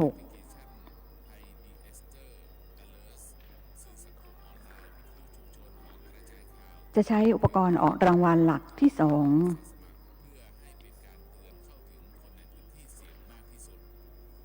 จะใช้อุปกรณ์ออกรางวัลหลักที่5จะใช้อุปกรณ์ออกรางวัลหลักที่2หลักที่5และหลักที่6ออกรางวัลเลขหน้า3ตัวครั้งที่1ค่ะโดยเจ้าหน้าที่จะหมุนอุปกรณ์ออกรางวัลให้ลูกบอลหมายเลขคละกันนะคะเมื่อประธานกรรมการเห็นว่าคละกันดีแล้วจะกดออกสัญญาณเพื่อให้กรรมการออกรางวัลยกคันยกเปิดช่องให้ลูกบอลหมายเลขตกลงในที่รองรับด้านหน้าค่ะและเจ้าหน้าที่จะนำลูกบอลที่ได้มาเปิดตลับทึบแสงเพื่อแสดงหมายเลขต่อไปค่ะพร้อมแล้วจะออกรางวัลเลขหน้า3ตัวครั้งที่1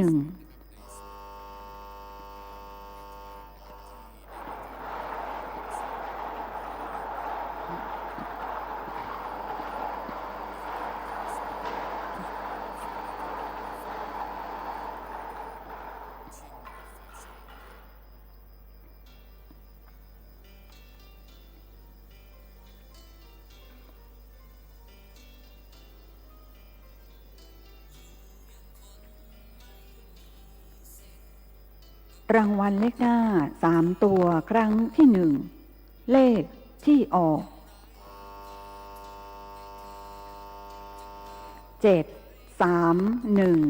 731ฟังอีกครั้งค่ะรางวัลเลขหน้า3ตัวครั้งที่1เลขที่ออก731ต่อไปนะคะท่านประธานกรรมการจะเสี่ยงหยิบลูกยางหมายเลขประจำหลักขึ้นมาใหม่ว่าจะใช้อุปกรณ์ออกรางวัลหลักใดออกรางวัลเลขหน้า3ตัวครั้งที่2ครั้งสุดท้ายค่ะ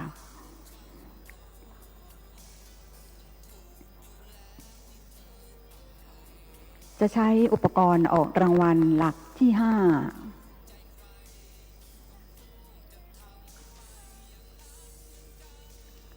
จะใช้อุปกรณ์ออกรางวัลหลักที่3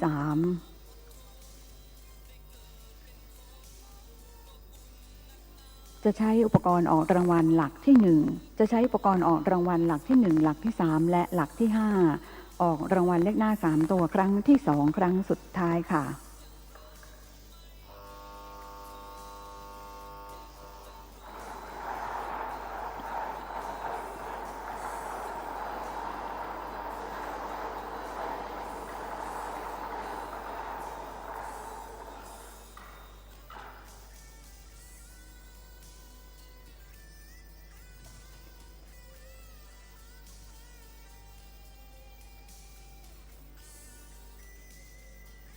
รางวัลเลขหน้า3ตัวครั้งที่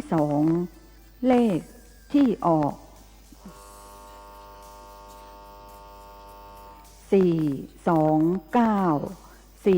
429ฟังอีกครั้งค่ะ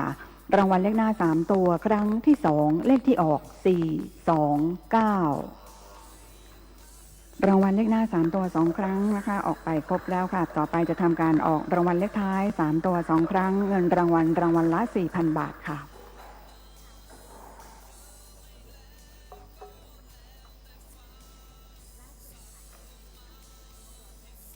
จะใช้อุปกรณ์ออกรางวัลหลักที่4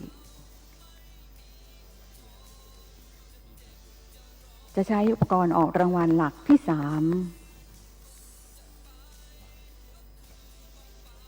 จะใช้อุปกรณ์ออกรางวัลหลักที่5จะใช้อุปกรณ์ออกรางวัลหลักที่3หลักที่4และหลักที่5ออกรางวัลเลขท้าย3ตัวครั้งที่1ค่ะ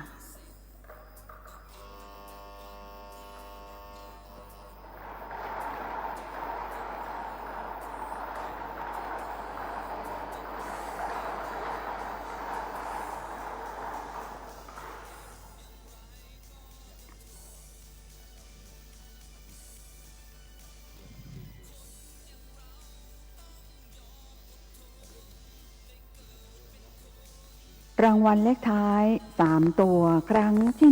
1เลขที่ออก937ฟังอีกครั้งค่ะรางวัลเลขท้าย3ตัวครั้งที่1เลขที่ออก937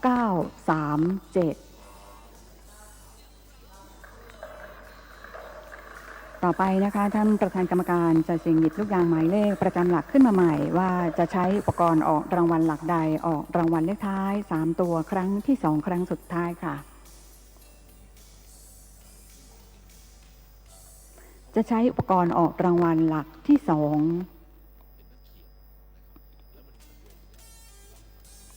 จะใช้อุปกรณ์ออกรางวัลหลักที่6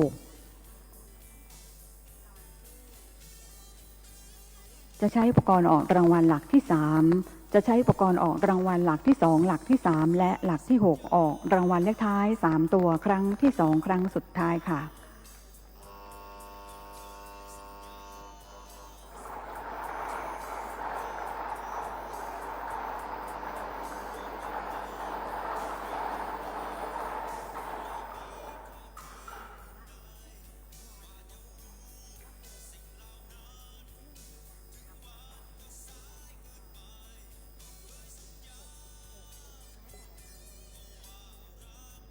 รางวัลเลขท้าย3ตัวครั้งที่2เลขที่ออก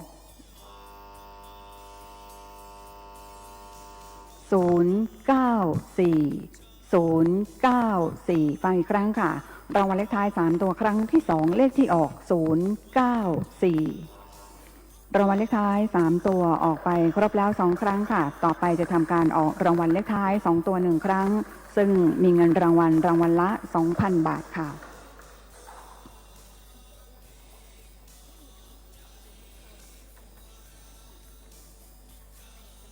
จะใช้อุปกรณ์ออกรางวัลหลักที่2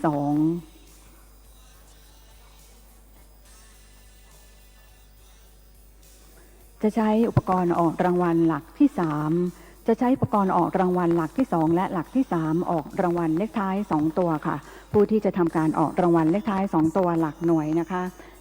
เป็นผู้แทนกระทรวงการคลังค่ะคุณอมรรัตน์มณีวงศ์ผู้อำนวยการส่วนบริหารอัตรากำลังสำนักงานปลัดกระทรวงการคลังค่ะและผู้ที่จะออกรางวัลหลัก10นะคะเป็นผู้แทนสำนักงานการตรวจเงินแผ่นดินค่ะคุณปกาวันสืบเหล่าผู้อำนวยการสำนักตรวจเงินแผ่นดินที่17ค่ะพร้อมแล้วจะออกรางวัลเลขท้าย2ตัว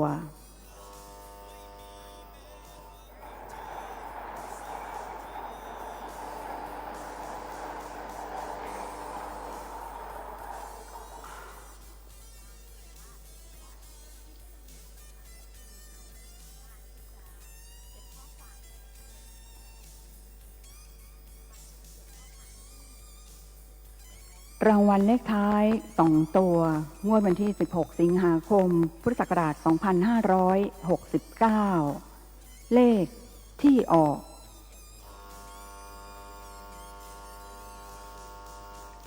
5-3-5-3ฟังอีกครั้งค่ะ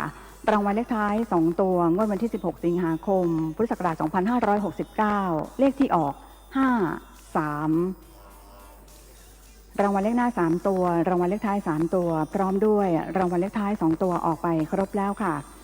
ต่อไปจะทำการออกรางวัลที่1เงินรางวัลละ6ล้านบาทรางวัลข้างเคียงรางวัลที่1มี2รางวัลค่ะเงินรางวัลละ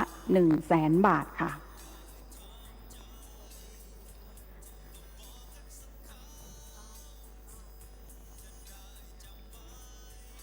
พร้อมแล้วจะออกรางวัลที่1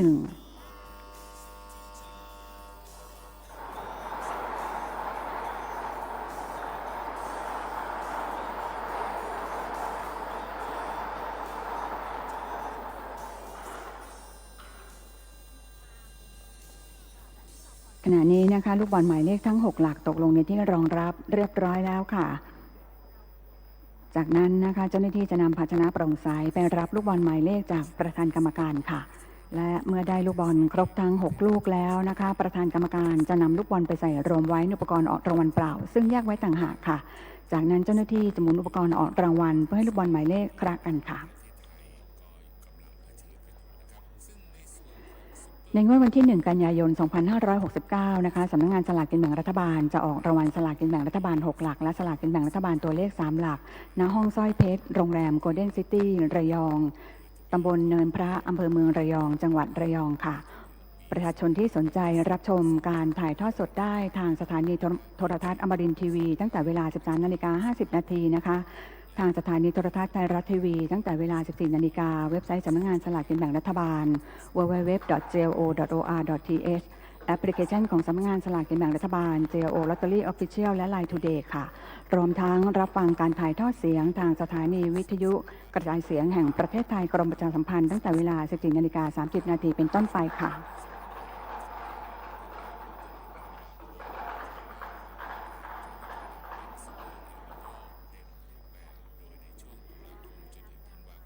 ลำดับต่อไปนะคะท่านประธานกรรมการซึ่งในวันนี้นะคะได้รับเกียรติจากดร.สุเมธตั้งประเสริฐค่ะเพราะว่าการนิคมอุตสาหกรรมแห่งประเทศไทยนะคะจะทำการเสี่ยงหยิบลูกยางหมายเลขประจำหลักขึ้นมาครั้งละ1หลักค่ะว่าจะให้กรรมการออกรางวัลในหลักใดเสี่ยงลูกบอลหมายเลขเรียงลำดับก่อนหลังนะคะแล้วนำลูกบอลหมายเลขที่ได้ไปไว้ที่หลักของตนเองค่ะ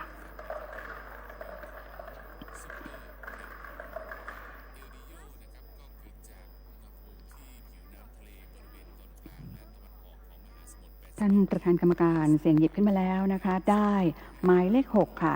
กรรมการออกรางวัลประจำหลักหน่วยนะคะเป็นผู้แทนสำนักงานตำรวจแห่งชาติค่ะพันตำรวจเอกสำเริงวุ่นสั่งธรรมค่ะรองผู้บังคับการกองอุทธรณ์สำนักงานคณะกรรมการข้าราชการตำรวจค่ะจะเป็นผู้เสี่ยงลูกบอลเป็นลำดับแรกค่ะ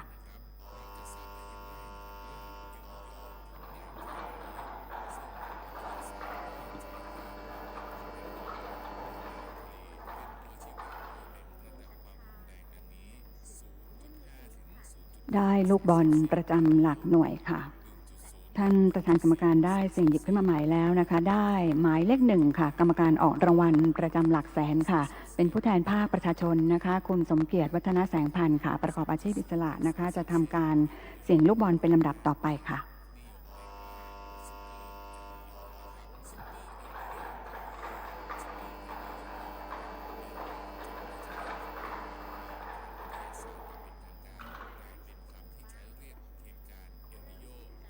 ได้ลูกบอลประจำหลักแสนค่ะ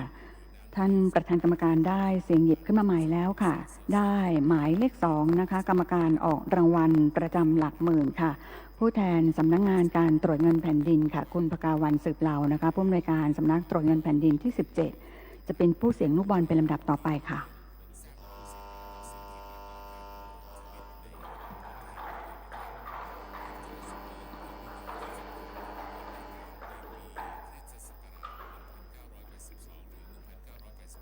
ได้ลูกบอลประจำหลักหมื่นค่ะ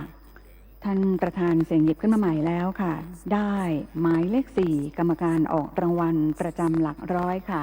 ผู้แทนกรมการปกครองกระทรวงมหาดไทยคุณสมภารพันครองผู้อำนวยการส่วนงานนิติการสำนักงานสอบสวนและนิติการจะเป็นผู้เสี่ยงลูกบอลเป็นลำดับต่อไปค่ะ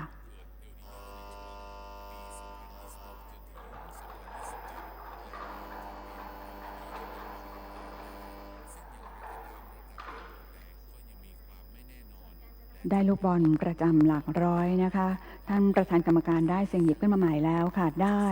หมายเลข5ค่ะกรรมการออกรางวัลประจำหลัก10ค่ะ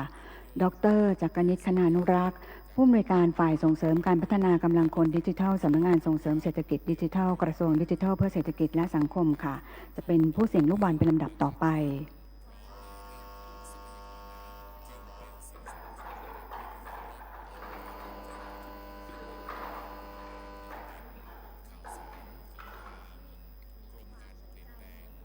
ได้ลูกบอลประจำหลัก10ค่ะ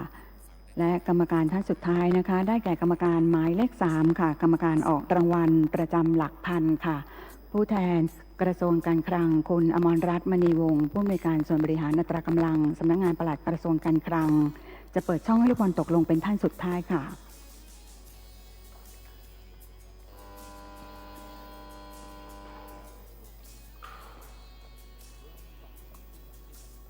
ได้ลูกบอลประจำหลักพันค่ะ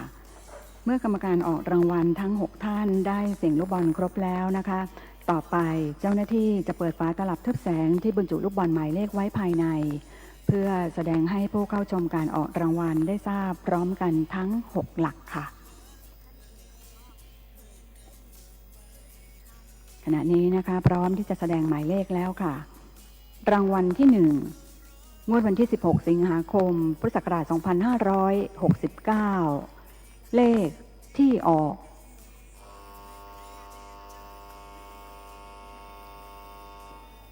004615004615ฟังอีกครั้งค่ะรางวัลที่1งวดวันที่16สิงหาคมพุทธศักราช2569เลขที่ออก004615โดยที่รางวัลที่1มีรางวัลข้างเคียงรางวัลที่1จำนวน2รางวัลค่ะเลขที่ถูกรางวัลคือ004614004614และ004616004616สำหรับผลรางวัลของสลากกินแบ่งรัฐบาลตัวเลข3หลักนะคะซึ่งมาจากผลรางวัลที่1และรางวัลเลขท้าย2ตัวของสลากกินแบ่งรัฐบาล6หลักงวดวันที่16สิงหาคม2569มีดังต่อไปนี้ค่ะรางวัล3ตรงนะคะจำนวน1หมายเลขค่ะได้แก่หมายเลข615หมายเลข615ค่ะมีเงินรางวัล 3,258 บาทค่ะและรางวัล3สลับหลักนะคะจำนวน5หมายเลขค่ะได้แก่หมายเลข156 156หมายเลข165 165หมายเลข516 516หมายเลข561 561และหมายเลข651 651เงินรางวัล602บาทค่ะสำหรับรางวัล2ตรงนะคะจำนวน1หมายเลขได้แก่หมายเลข53เงินรางวัล478บาทค่ะต่อไปนะคะจะทำการออกรางวัลพิเศษของสลากกินแบ่งรัฐบาลตัวเลข3หลักนะคะจำนวน1รางวัลโดยท่านประธานกรรมการจะเสี่ยงจับหมายเลขกรรมการขึ้นมา1ท่านค่ะจากกรรมการที่เหลืออีก3ท่านค่ะว่ากรรมการท่านใดจะได้เป็นผู้ออกรางวัลพิเศษของสลากกินแบ่งรัฐบาลตัวเลข3หลักค่ะ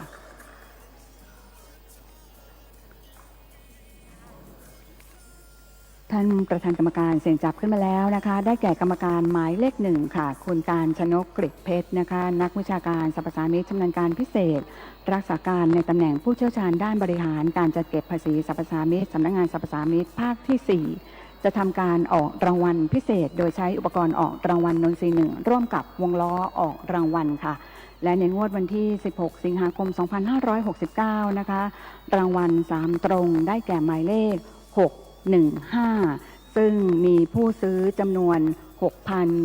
6,771 ฉบับค่ะโดยผู้ที่มีโอกาสถูกรางวัลพิเศษของสลากกินแบ่งรัฐบาลตัวเลข3หลักได้แก่ผู้ที่ซื้อเลขรางวัลพิเศษหมายเลข61500000000ถึงหมายเลข6150000067770ค่ะและจะได้รับเงินรางวัลพิเศษจำนวน793,370 บาทค่ะโดยลูกบอลหมายเลขนะคะที่จะเป็นผู้ได้เงินรางวัลพิเศษนะคะได้แก่ลูกบอลหมายเลข0ถึงหมายเลข6ค่ะ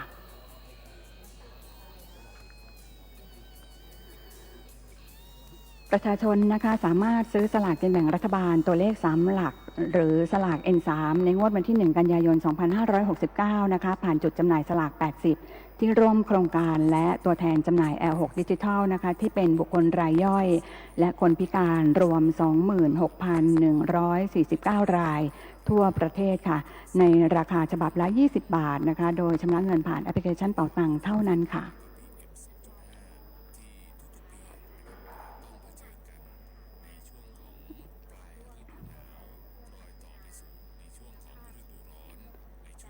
การค้นหาจุดจำหน่ายนะคะท่านสามารถค้นหาจุดจำหน่ายสลากตามราคา80 บาทรวมถึงสลากกินแบ่งรัฐบาลตัวเลข3หลักหรือสลาก N3 ใกล้บ้านท่านนะคะผ่านช่องทางออนไลน์ของสำนักงานนะคะได้แก่เว็บไซต์และ Facebook ของสำนักงาน Line Official และแอปพลิเคชัน JO Lottery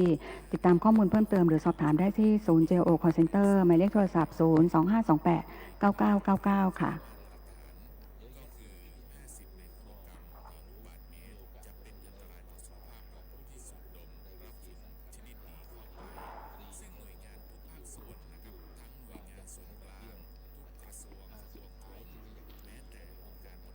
ขณะนี้นะคะเจ้าหน้าที่กำลังนำลูกบอลหมายเลข0ถึงหมายเลข6นะคะที่มีโอกาสจะถูกรางวัลพิเศษค่ะ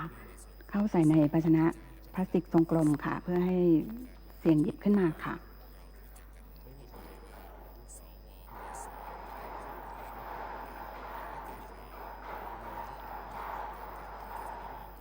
พร้อมแล้วจะออกรางวัลพิเศษของสลากกินแบ่งรัฐบาลตัวเลข3หลัก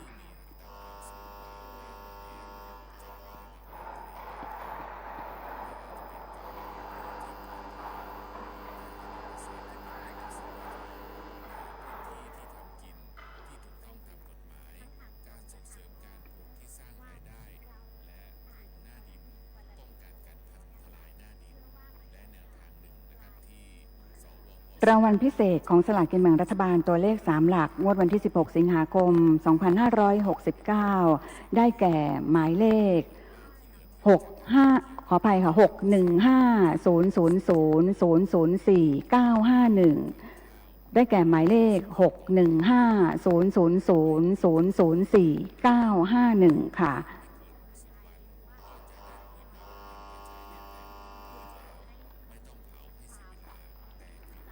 การออกรางวัลสลากกินแบ่งรัฐบาล6หลักและสลากกินแบ่งรัฐบาลตัวเลข3หลักนะคะได้ออกไปครบแล้วค่ะต่อไปจะให้เจ้าหน้าที่อ่านทานรางวัลสำคัญให้ฟังอีกรางวัลละ2ครั้งค่ะต่อไปเป็นการอ่านทานผลการออกรางวัลนะคะงวดวันที่16สิงหาคม2569รางวัลที่1 004615 004615รางวัลข้างเคียงรางวัลที่1 004614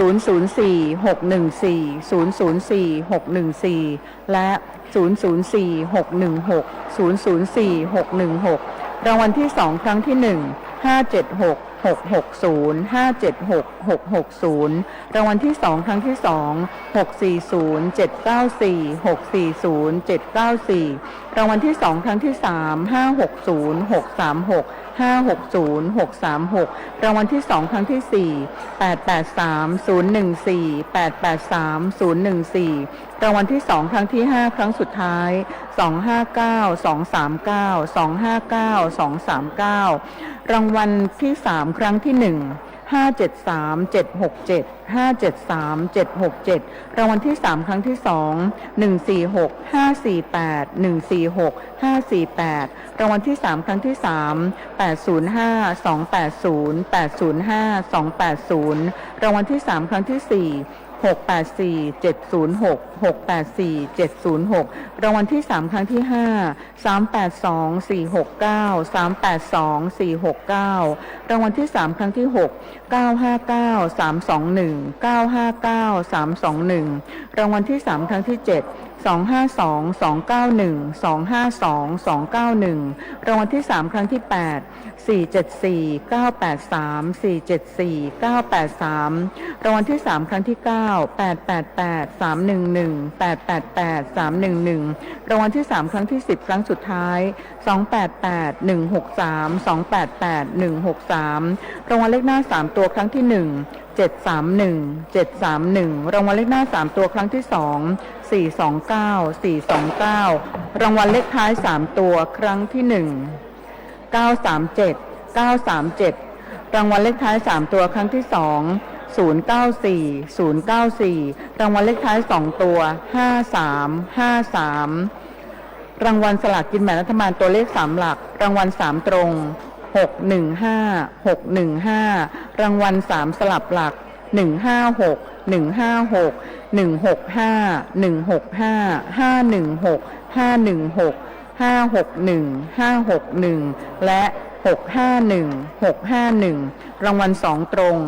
53 53รางวัลพิเศษสลากกินแบ่งรัฐบาลตัวเลข3หลักได้แก่หมายเลข615 000 004 951ได้แก่หมายเลข615 000 004 951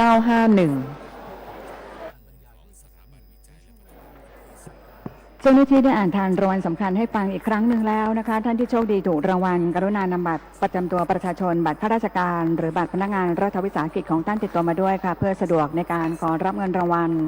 ท่านจะติดต่อขอรับเงินรางวัลได้ที่สำนักงานสลากกินแบ่งรัฐบาลจังหวัดนนทบุรีหรือติดต่อขอรับเงินรางวัลได้ที่ธนาคารเพื่อการเกษตรและสหกรณ์การเกษตรธนาคารออมสินและธนาคารกรุงไทยทุกสาขาทั่วประเทศค่ะโดยการขึ้นเงินรางวัลที่ธนาคารนะคะสามารถขึ้นเงินรางวัลงวดปัจจุบันได้ทุกรางวัลยกเว้นรางวัลที่1ค่ะที่นี่สถานที่ออกรางวัลสลากกินแบ่งรัฐบาลณห้องออกรางวัลสำนักงานสลากกินแบ่งรัฐบาลจังหวัดนนทบุรีได้ทำการออกรางวัลสลากกินแบ่งรัฐบาล6หลักและสลากกินแบ่งรัฐบาลตัวเลข3หลักงวดวันที่16สิงหาคม2569เสร็จสิ้นแล้วค่ะจะขอยุติการถ่ายทอดลงเพียงเท่านี้ค่ะสวัสดีค่ะ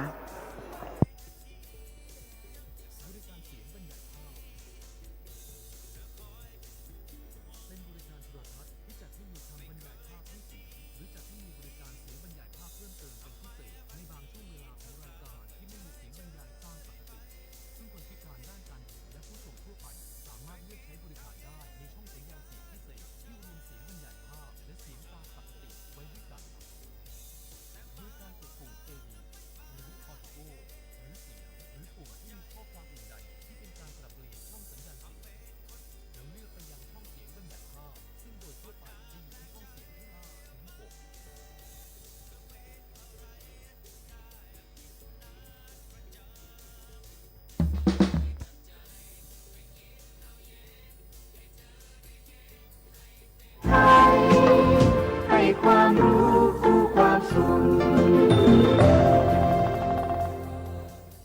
เด็กชายคนหนึ่งรูปร่างอ้วนท้วมเสื้อนักเรียนปักตัวอักษรทป.เด็กชายพรชัยสุขยอดเขาบรรจงวาดบางอย่างลงบนสมุดเขาเหลียวหลังสายตาจับจ้องไปที่ประตู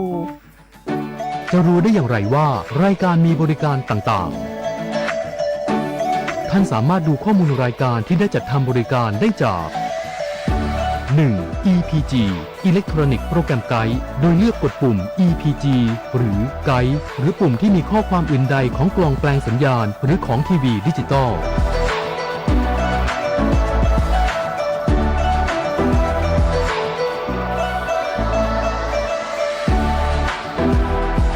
หรือ 2. ติดตามการประชาสัมพันธ์ในช่องทางต่างๆจากทางสถานีโทรทัศน์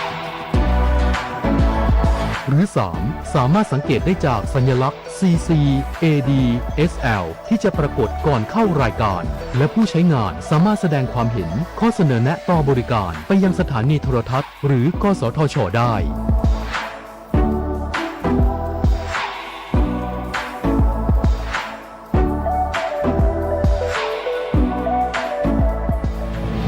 การสร้างความเท่าเทียมในการเข้าถึงหรือรับรู้และใช้ประโยชน์จากข้อมูลข่าวสารของสื่อโทรทัศน์โดยการจัดให้มีบริการล่ามภาษามือคำบรรยายแทนเสียงและเสียงบรรยายภาพเป็นจุดเริ่มต้นที่ดีในการส่งเสริมและคุ้มครองสิทธิของประชาชนพลเมืองทุกคน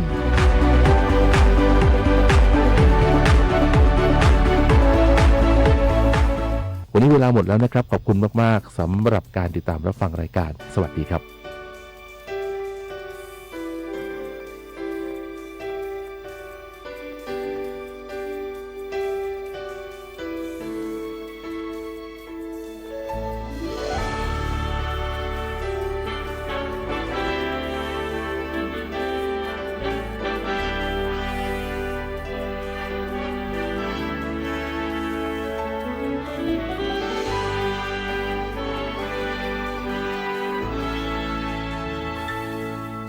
พระบารมียิ่งใหญ่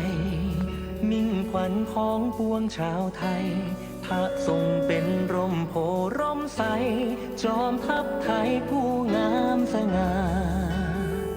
แผ่นดินร่มเย็นเป็นปึกแผ่นด้วยพระเมตตา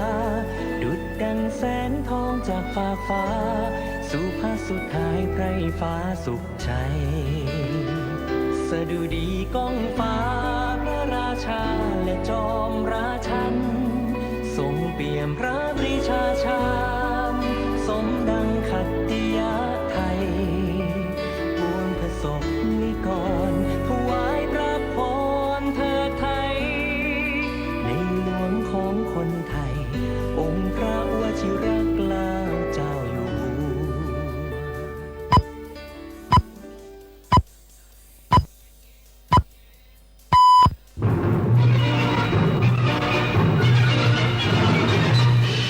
สถานีวิทยุกระจายเสียงแห่งประเทศไทยและเครือข่ายทั่วประเทศเสนอข่าวต้นชั่วโมง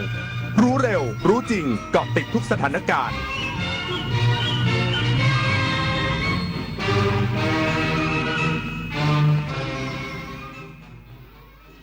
รับฟังข่าวต้นชั่วโมง 16 นาฬิกากับยุทธพรบานเย็นครับ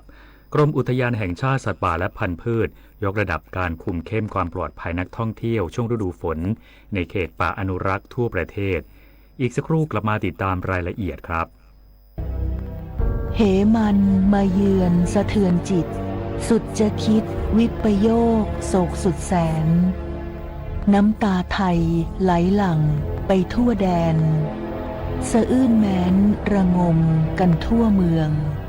พระผู้สถิตในใจไทยตราบนิรันดร์น้อมสำนึกในพระมหากรุณาธิคุณเป็นล้นพ้นอันหาที่สุดมิได้ข้าพระพุทธเจ้าคณะผู้บริหารข้าราชการและเจ้าหน้าที่สถานีวิทยุกระจายเสียงแห่งประเทศไทยกรมประชาสัมพันธ์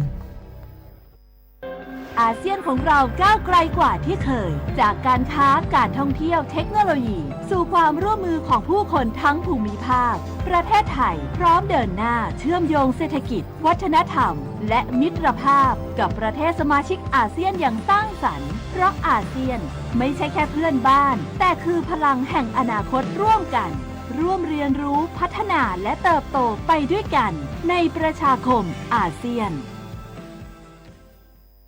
ตาจ๋าไปตรวจสุขภาพประจำปีกันเถอะตรวจทำไมตายังแข็งแรงดีอยู่แข็งแรงดีใช่ว่าจะไม่มีโรคเพราะปัจจัยเสี่ยงเยอะทั้งความเครียดอาหารการพักผ่อนไม่เพียงพอขาดการออกกำลังกายและมลภาวะรอบตัวการตรวจสุขภาพประจำปีช่วยให้รู้สัญญาณโรคที่สำคัญเจอโรคตั้งแต่แรกก็มีโอกาสรักษาหายไม่ลุกลามไม่ตรวจไม่เจอตรวจก่อนรู้เร็วรักษาได้สูงวัยใส่ใจสุขภาพจะได้อยู่กับคนที่เรารักไปนานๆ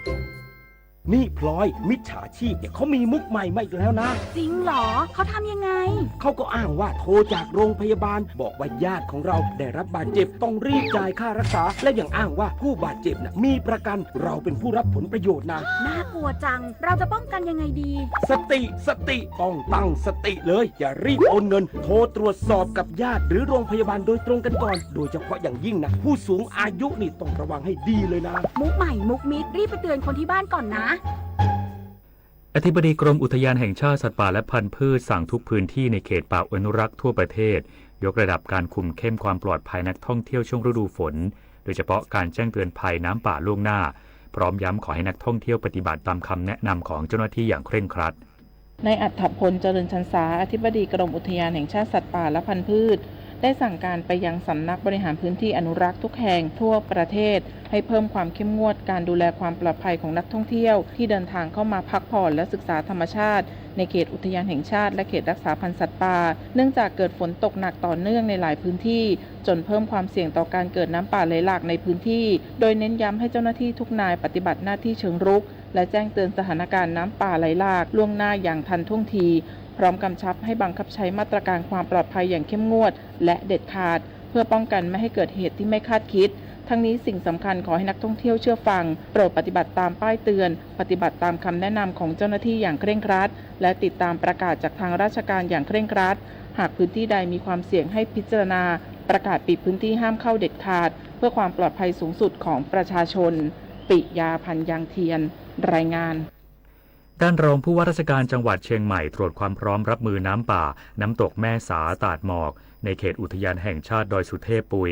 พร้อมกำชับเจ้าหน้าที่เข้าช่วยเหลือได้ทันทีหากเกิดเหตุฉุกเฉินที่แหล่งท่องเที่ยวน้ำตกแม่สาตำบลแม่แรมอำเภอแม่ริมจังหวัดเชียงใหม่นายศิวกรบัวป้องรองผู้ว่าราชการจังหวัดเชียงใหม่ลงพื้นที่ตรวจติดตามสถานการณ์น้ำป่าไหลหลากบริเวณแหล่งท่องเที่ยวน้ำตกแม่สาและน้ำตกตาดหมอกได้เน้นย้ำให้เจ้าหน้าที่ซักซ้อมแผนเผชิญเหตุอย่างสม่ำเสมอเพื่อให้สามารถเข้าช่วยเหลือได้ทันทีหากเกิดเหตุฉุกเฉินพร้อมทั้งตรวจเช็คความพร้อมของอุปกรณ์เตือนภัยและเครื่องมือช่วยเหลือต่างๆให้ใช้งานได้เต็มประสิทธิภาพทางด้านนายธงชัยนาราชหัวหน้าอุทยานแห่งชาติดอยสุเทพปุยได้ออกประกาศปิดแหล่งท่องเที่ยวน้ำตกแม่สาซึ่งอยู่ในพื้นที่รับผิดชอบของอุทยานแห่งชาติดอยสุเทพปุยเป็นการชั่วคราวตั้งแต่วันที่15สิงหาคม2569เป็นต้นไปจนกว่าสถานการณ์จะเข้าสู่ภาวะปกติคมสันคำวงทีมข่าวสวทเชียงใหม่รายงานรัฐมนตรีว่าการกระทรวงการพัฒนาสังคมและความมั่นคงของมนุษย์ลงพื้นที่นิคมสร้างตนเองบางระกำจังหวัดพิษณุโลกมอบสิทธิ์ที่ดินทำกินและยกระดับคุณภาพชีวิตกลุ่มเปราะบางนายนิกร โสมกลางรัฐมนตรีว่าการกระทรวงการพัฒนาสังคมและความมั่นคงของมนุษย์พร้อมคณะลงพื้นที่นิคมสร้างตนเองบางระกำจังหวัดพิษณุโลกเพื่อติดตามความก้าวหน้าการออกเอกสารสิทธิ์ในที่ดินทำกินโอกาสนี้ได้มอบหนังสือแสดงการทำประโยชน์นค.3 หนังสืออนุญาตให้เข้าทำประโยชน์ในที่ดินนค.1 หนังสือรับรององค์กรสาธารณประโยชน์เงินอุดหนุนโครงการสร้างระบบนิเวศชุมชนและถุงยางชีพแก่กลุ่มเปราะบางพร้อมสั่งการเร่งรัดการออกเอกสารสิทธิ์นค.3 ที่ยังค้างอยู่อีก309รายอย่างเร่งด่วนโดยเน้นย้ำให้เจ้าหน้าที่ทำงานเชิงรุกช่วยแก้ปัญหาให้ถูกต้องตามกฎหมายเพื่อยกระดับนิคมสร้างตนเองบางระกำให้เป็นพื้นที่สร้างโอกาสอย่างแท้จริงภัทริราธรรมาสวทพิษณุโลกรายงานปิดท้ายด้วยผลการออกสลากกินแบ่งรัฐบาลประจำวันที่16สิงหาคม2569รางวัลที่1เลขที่ออก004615รางวัลเลขท้าย2ตัวเลขที่ออก53รางวัลเลขท้าย3ตัวเลขที่ออก937และ094รางวัลเลขหน้า3ตัวเลขที่ออก731และ429ปิดไฟปิดแอร์เมื่อไม่ใช้ช่วยประหยัดค่าไฟลดการใช้พลังงานจบข่าวยุทธพรบานเย็นอ่านรับฟังข่าวครั้งต่อไปเวลา 17 นาฬิกาครับติดตามข่าวที่นำเสนอไปแล้วได้ที่ www.thainews.prd.go.th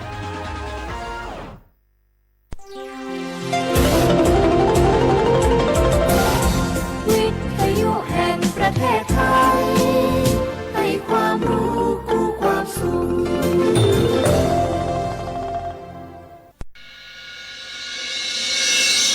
สถานีวิทยุกระจายเสียงแห่งประเทศไทยจังหวัดเชียงใหม่ AM 1476 กิโลเฮิรตซ์สถานีวิทยุภาคภาษาชาติพันธุ์แห่งเดียวในประเทศไทยที่มีความทันสมัยเชื่อถือได้สร้างอัตลักษณ์กลุ่มชาติพันธุ์สู่สากล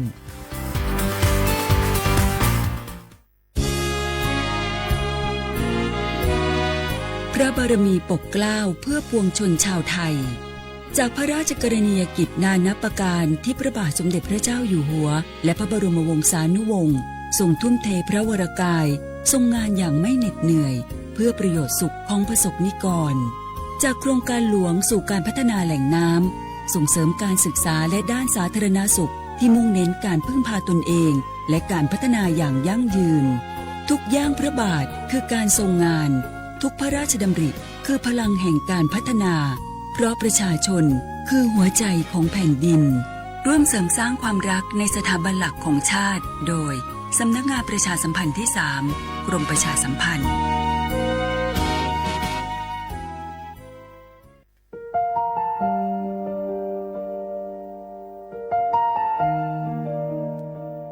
ขอน้อมเกล้าถวายอาลัยสมเด็จพระพันปีหลวงพระแม่แห่งแผ่นดินผู้ทรงเมตตาเหนือเกล้าขอพระองค์เสด็จสู่สวรรคาลัยข้าพระพุทธเจ้า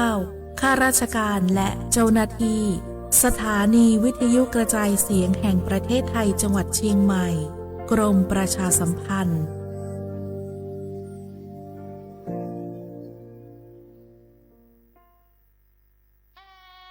คืน11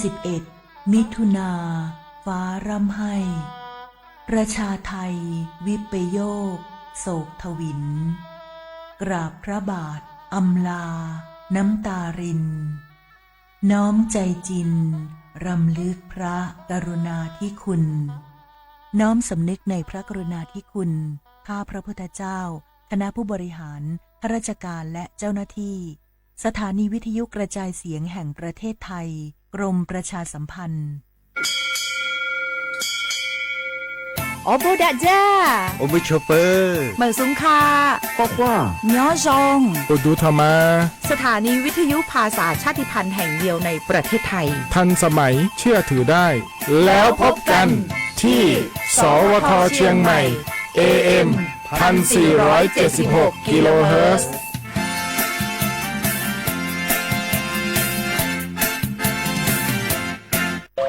เมื่อโชคชะตากำหนดให้หญิงผู้บริสุทธิ์กำเนิดขึ้นจากปฐมบทแห่งความรักอันยิ่งใหญ่การพลัดพรากการต่อสู้และบทพิสูจน์ความจริงร่วมสัมผัสเรื่องราวแห่งความรักความเสียสละและการแสดงอันวิจิตรงดงามของมหากาพย์รามเกียรติ์ในการแสดงโขนมูลนิธิส่งเสริมศิลปาชีพตอนสีดาในวันที่ 5 พฤศจิกายนถึง 10 ธันวาคมนี้ณศูนย์วัฒนธรรมแห่งประเทศไทยเปิดจองบัตรแล้ววันนี้ที่ไทยทิกเก็ตเมเจอร์สถานีวิทยุกระจายเสียงแห่งประเทศไทยจังหวัดเชียงใหม่กรมประชาสัมพันธ์ประกาศรับสมัครบุคคลเป็นลูกจ้างเหมาบริการตำแหน่งพนักงานกระจายเสียงภาษาเมียนจำนวน1 อัตราเพื่อเป็นตัวแทนนำข่าวสารร่วมพัฒนาคุณภาพชีวิตชาวเมียนและเผยแพร่วัฒนธรรมท้องถิ่นให้เป็นที่รู้จักผู้สนใจยื่นใบสมัครด้วยตนเองได้ที่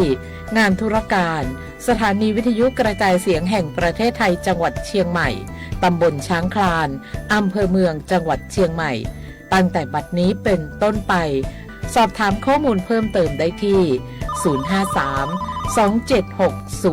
053-276-068 ในวันและเวลาราชการมังมังลิวเอาเก่งเศร้าก็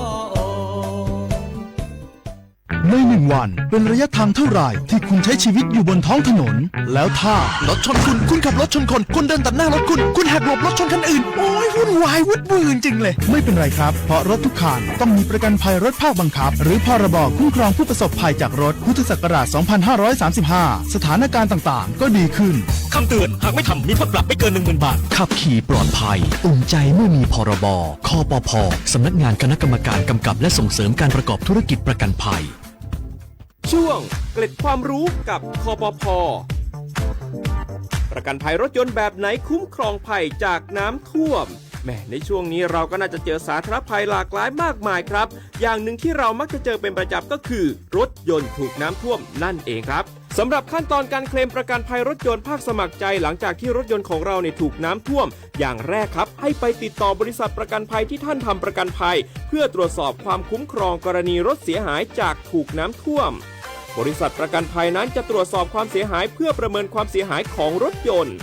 จากนั้นเลือกอู่หรือศูนย์ซ่อมเพื่อทำการประเมินราคาในการซ่อมรถยนต์นอกจากนี้เราจะเจอการคุมราคาความเสียหายจากบริษัทประกันภัยโดยรอการอนุมัติจากบริษัทประกันภัยและเมื่อเอกสารผ่านการอนุมัติก็จะสามารถนำรถยนต์เข้าซ่อมที่อู่หรือศูนย์ซ่อมที่เลือกเอาไว้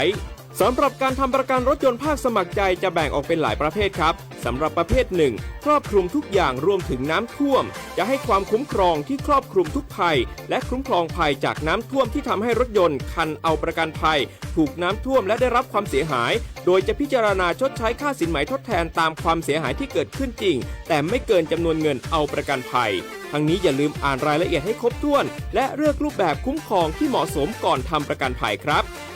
ประกันภัยรถยนต์ภาคสมัครใจประเภทที่2กรณีซื้อความคุ้มครองภัยน้ำท่วมเพิ่มเติมโดยเลือกแบบกรมธรรม์ที่มีความคุ้มครองครอบคลุมภัยจากน้ำท่วมทั้งนี้ประกันภัยและจำนวนความคุ้มครองภัยน้ำท่วมของแต่ละบริษัทประกันภัยอาจมีจำนวนเงินเอาประกันภัยและรูปแบบที่แตกต่างกันเพราะฉะนั้นอย่าลืมอ่านรายละเอียดให้ครบถ้วนนะครับประกันภัยรถยนต์ภาคสมัครใจประเภทที่3กรณีซื้อความคุ้มครองน้ำท่วมเพิ่มเติมโดยเลือกแบบกรมธรรม์ที่มีความคุ้มครองครอบคลุมภัยน้ำท่วมที่ทำให้รถยนต์ถูกน้ำท่วมและได้รับความเสียหายหากใครสงสัยเรื่องของประกันภัยอย่าลืมติดต่อที่สายด่วนคปภ. 1186ครับ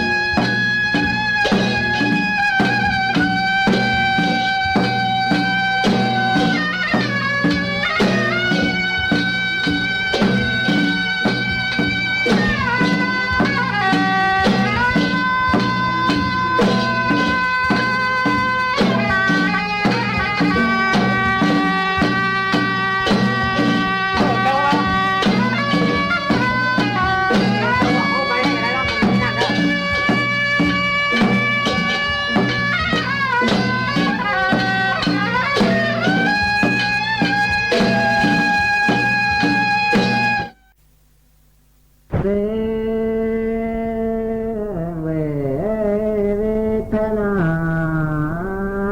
กีงาเจลาโต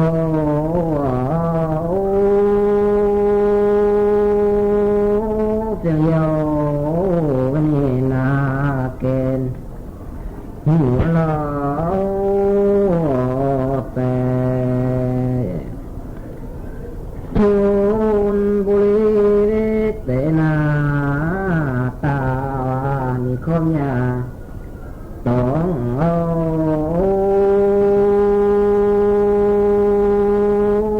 ต่อเปล่าจะเปล่าเสียเดียว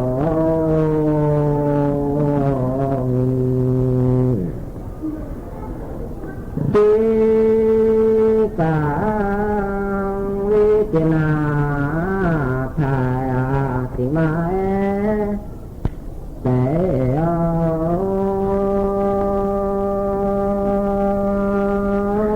ละลัวเจนาทายตาเที่ยวเอ็นแทงตาวินาเวนาสุจังยาเพื่อโอ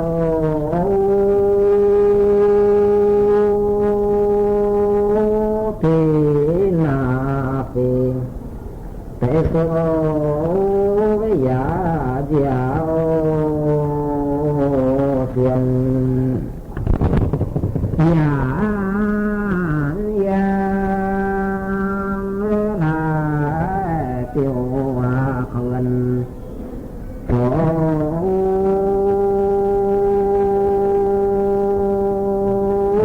หลอนที่เดียวยาดาวโยโถเตริหันสานาปุถินเดียว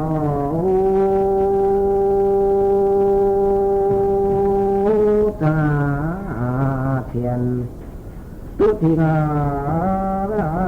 ขอลินมาตีวิญญาณตะกวาเท่า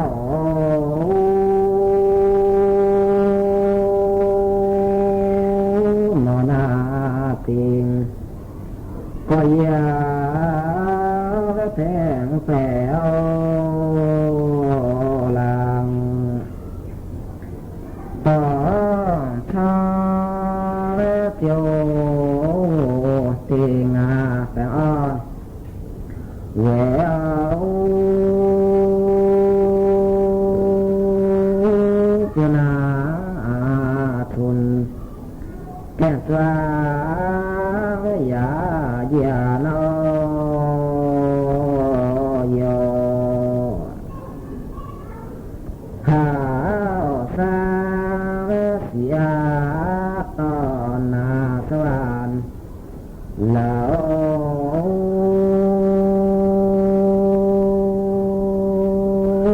ทากาวันเชื่อวยาเดียนโยทินยาเวเดียวนาขีนาเจตยาทินโอ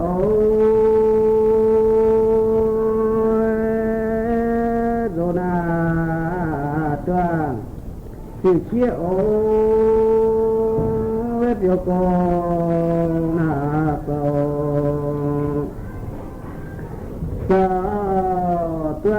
เวทินาแมงอายุอ่อนผู้โอเตนาจา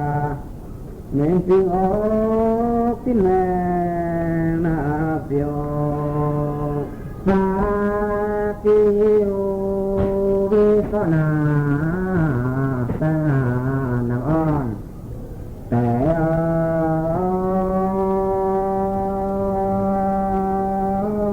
กู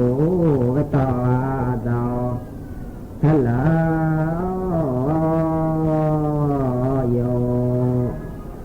ต่อตาวินกินเว็บยมาปีโอโอ้เฮ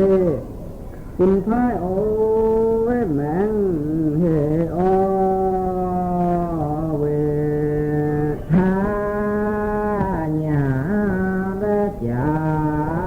กตางาตะตองหัว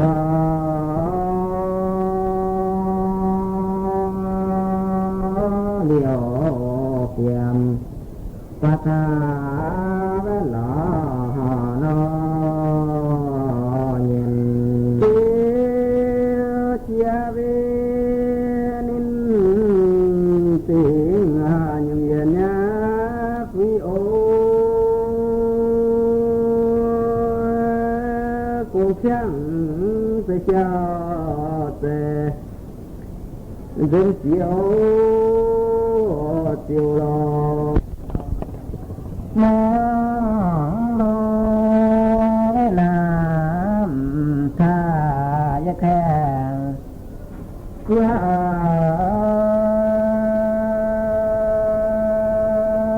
เด็กตาไว้เจ้าแต่ดันแต่เปียวกลางเพื่อเรียวพุ่นนาเตียมเสาเปลี่ยนจ้าแค่ขี้อ้อที่เสียวนาติงอท้าแก่หล่อย่างเจียวเจียวเช้า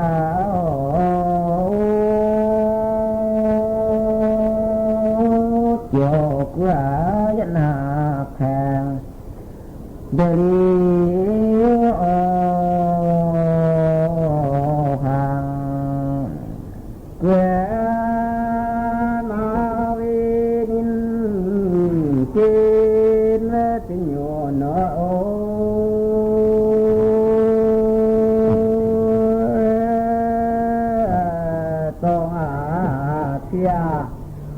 ขึ้นเล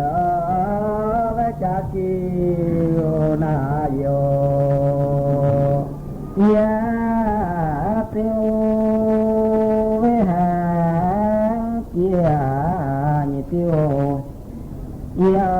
วนาดังท่านเกีย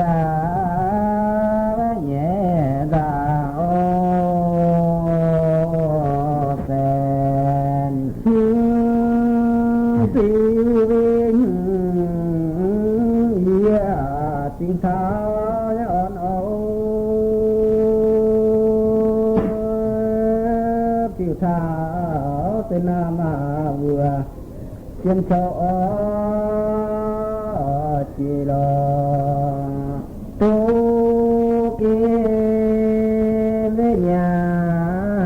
นมานาทิดังรัง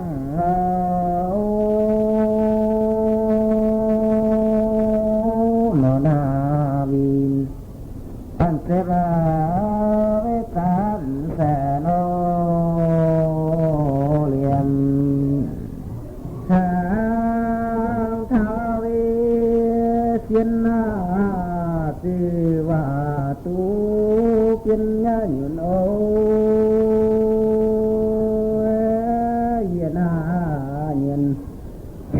ตุแปงอเวทยตนาเทียมดาไฟ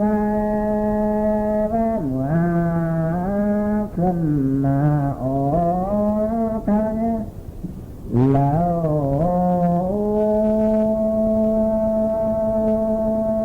โมนาวินอันเทวาเวเป็นแก่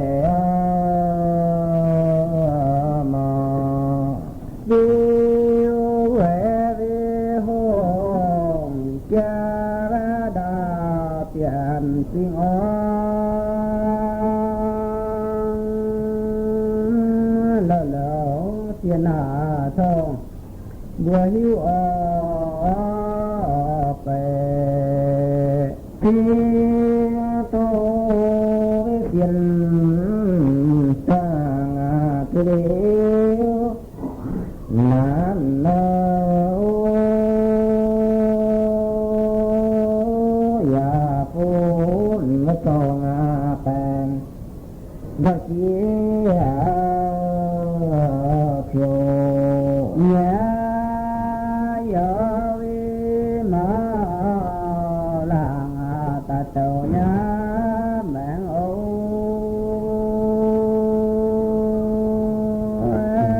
เส้นเจียมายาบ่จูโอเวเต่าต่างอแสงอเฮียกินไม่นากูว่ายังหอบ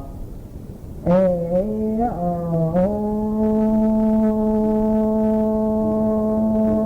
อย่างฟูสมัยลางยืมมาลามันตามาวิกิว่าขันเจียวอันโอเรือนเท้าเส้นหน้าผาตีเสกคิวทางเตขาลางเที่ยวทุนยากา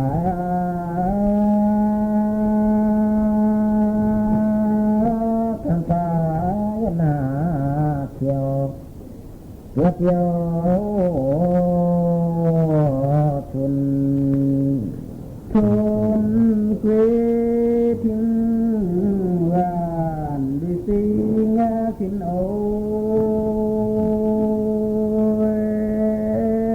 ทิ้งเส้นแต่ผิวอ๋อทิ้งเดียวหน้าเดียวลอหากเวทีว่านาแกกุยาที่เรา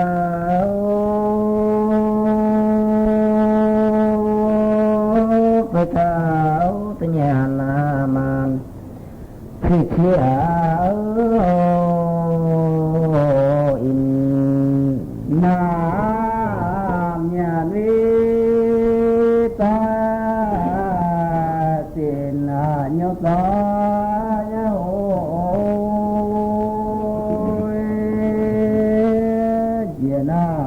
นายแก่สางและยาตัวนายุนอเที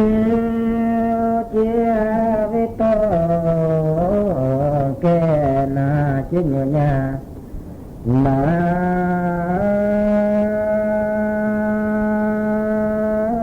กูดังดังปัญญาเราคุณนาญาวิวาจอยตาคุณนาโย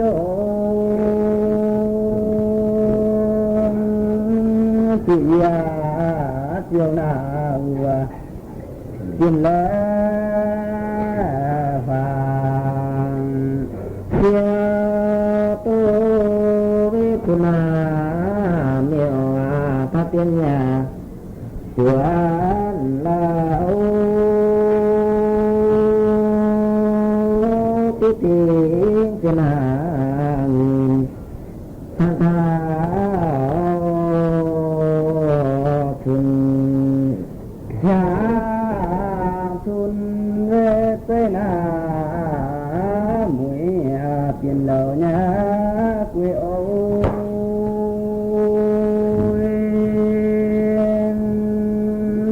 เที่ยวท้าทุนาตาบัวหิวไปเฮียเนี่ยเล็กนาตามาตาตา tu nhà mà đâu vẫn hiu sang vàng hay là phiền để gia đi con ta vì kiều dân âu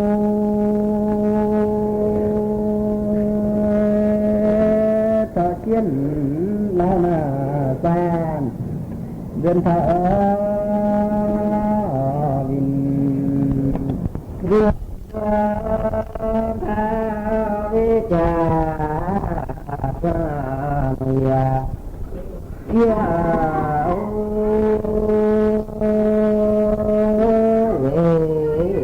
họ hay là tặng chào tiền nhà đi tin nghề nạt dỗ tin nhà bữa bài hóa na tài phải bữa về giảm cô lê cầu tàng chứ tôi nhà nhiệt ở một chỗ tuần nào đã đi rồi chưa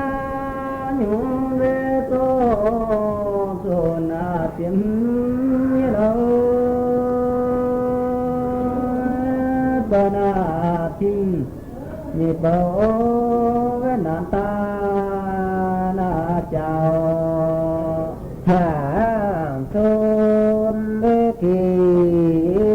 phiền na ta yêu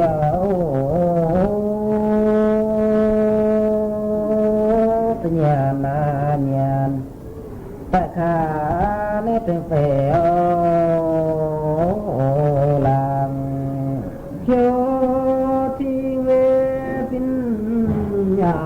ta thính khăn âu xin nhà xin bữa với ta na giờ thở thì ta trao với quyền cho tỷ lão tận hòa đi là là mỹ là tin với kha nam ý giờ yêu thế thế những na tao tiêu dân hàng thế địa với liền thong chỉ đôi nhà mà vẫn cũng với hàng kền nhưng đã vô chưa nhung với cùng tiền tình hỏi như là sẽ nửa mang chiều kia ta với chiều vàng đi tiệp vì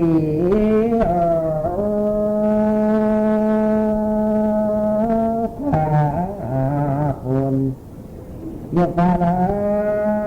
giả mà ta nam nhau điều xin xin kính ô dạng chiang ta mình ta tạng na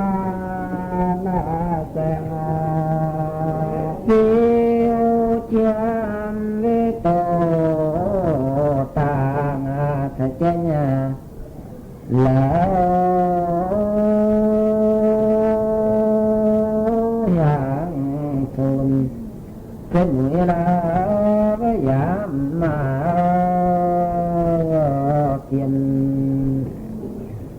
hàng kiều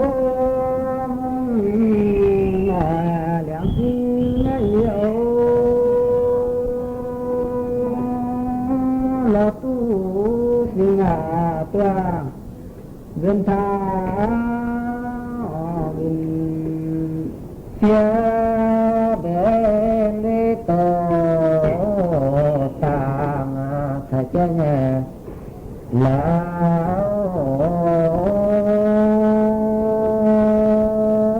cho ta tìm và là tàng màu còn mong quê vũng ta mà con lính ôi mong nguyện cũng chỗ với hồ mong tiền xa nhà với dìa ta là cái con nhà về cả nam một cái dân là nó quê dân thao cha cha linh hoang liu đồn chết tới ơi mà lòng quê cha ta với lọ hà mà cái nhà cô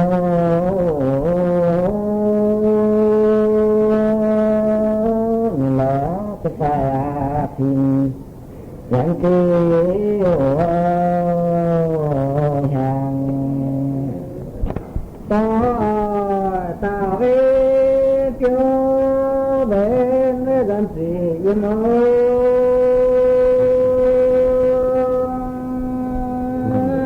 gom lệ thả quy không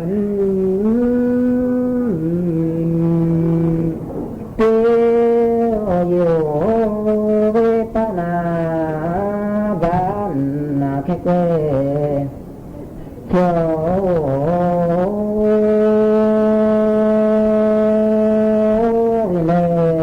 và lo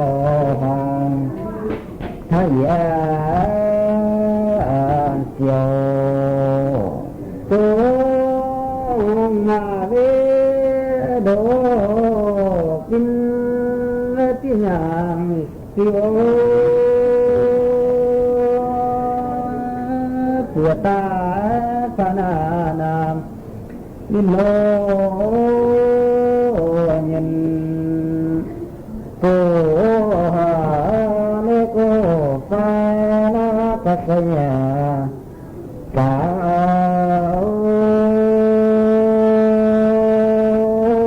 trên cảng trên nà na trên nà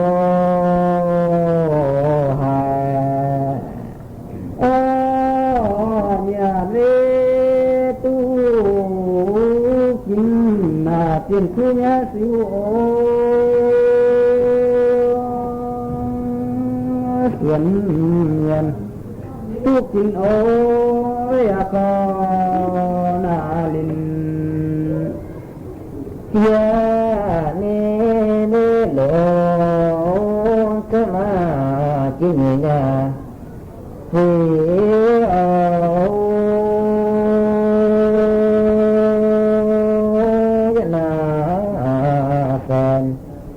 kết ra với nhẹ kề nó liền nhớ ta ghé phía phim hoa vui ôm chiều se se na tao màu cha ô tiêu tia tai đi tia pi dia nói tổ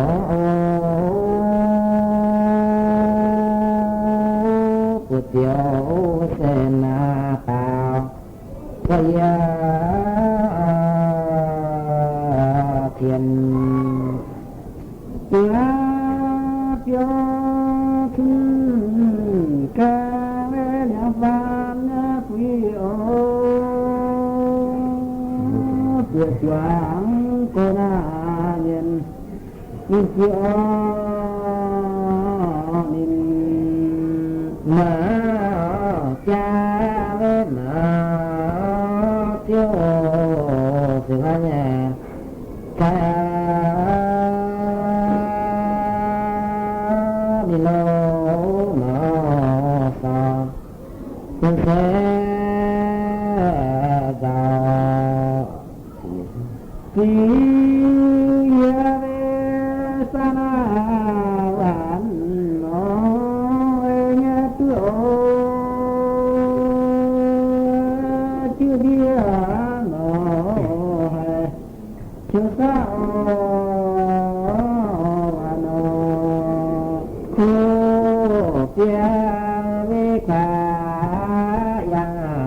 từ tôi nhà kim na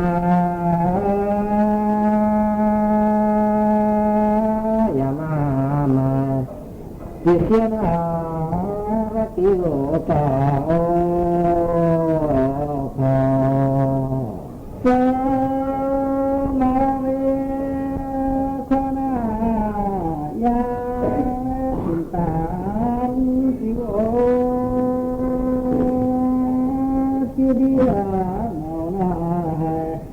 những tha nhẹ tại biết chỉ nhìn tôi nhà thì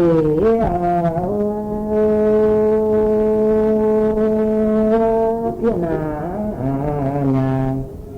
tôi nào với ta xìa đô tình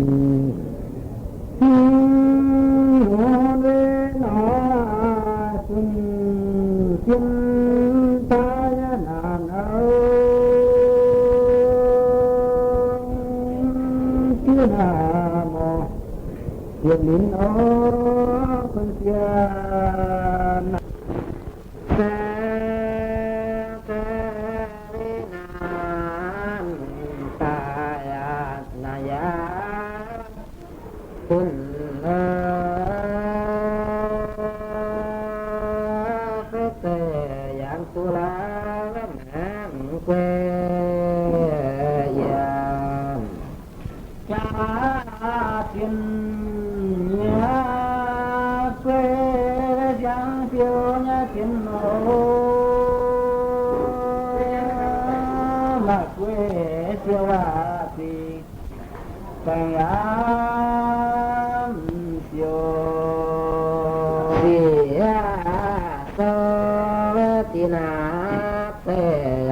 tất cả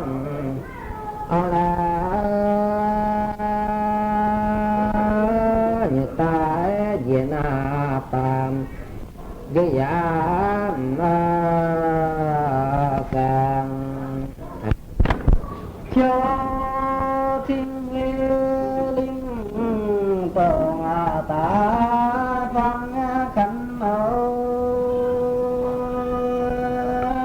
giảm cho như na ta cứ gian hàng liền xe liền phê na tập về nhà nhựa la cô giang giang giá nhàn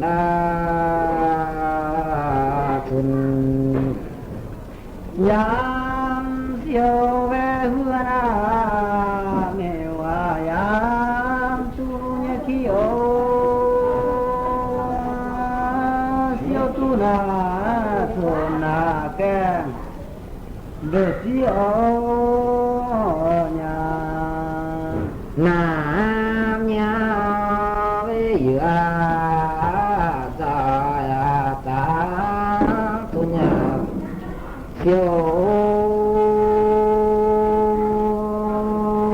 เหลือตาละสานทันทียังเอตานเลฟ้าตัวยมอโจสองพระเทพามซิวคันที่อญาลาโลเวลานาที่ถึงตาเสียวเมียวตานเสร็จลาเวตาจาวินเป็นโยเนหาตุนยิบยาเลือตุกินเสียงเงินจับแองสินเป็นเพื่อเวลาสานาก็สาต่อสงสารจาเวนคันที่เอายังมีตามโจเบื่อแม่ก็ยัง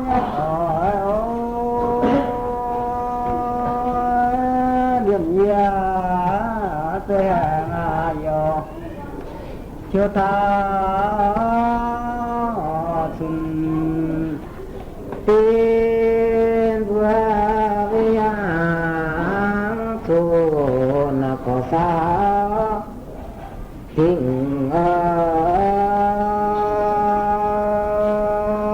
อย่ายังเจ้านั้นตาจายามฮิเลสังยาละแต่เพิ่เดลสุนาทิดึกเยอะปีเดือนทาเวียนชาเป็นแล้วเป็นเอา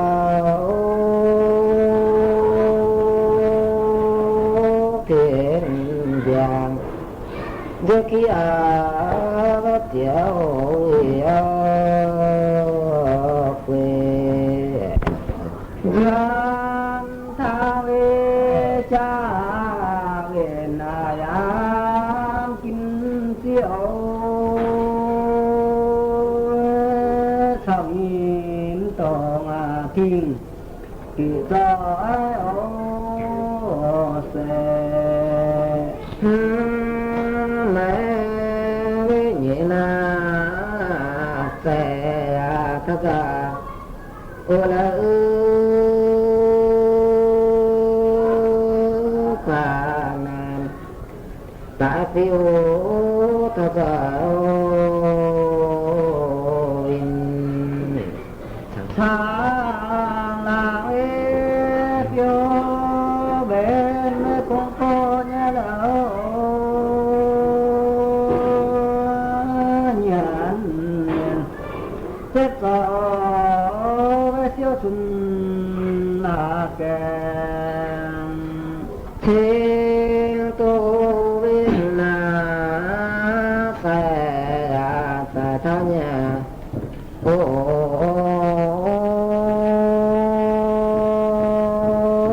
จุดที่ยังถึงเป็นเวียวีสาภูเวหาเทโดยจนเท่าความจิวความเยอะหัวยางเตเท่าตาเธอเจน จุติงลีกาปังจุติมาเวสังยาเที่ยวกาลีเนสังแต่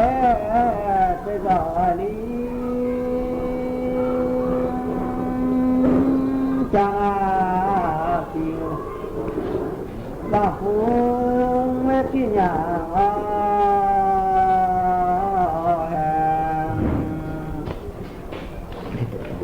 ปูจิเวยุนปุนาเกตินาลิโอเหมือนสินเพื่อเขาไม่นอกเวนอกยานากินนอโตเวนกวาตาทิยมอลิโอ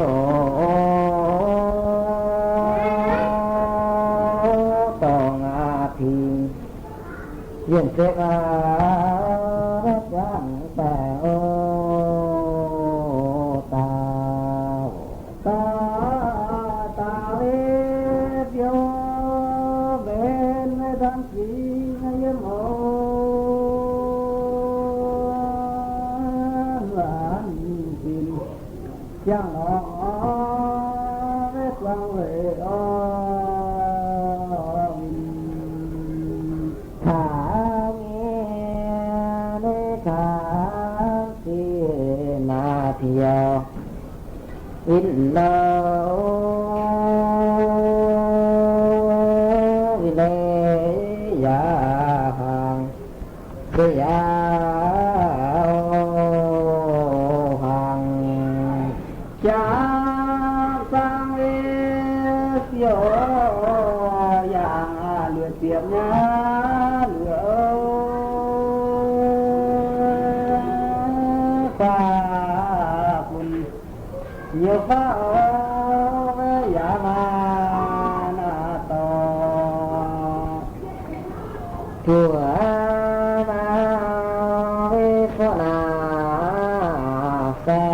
งเสียพีแสงเป็นอินความนามยีนาอย่างเวียนเวมานามเพื่อเสียนสางโอโดนเป็นความนามชุบเล่าคันหนาญาวิมาตาได้ยังตาโอ้เรา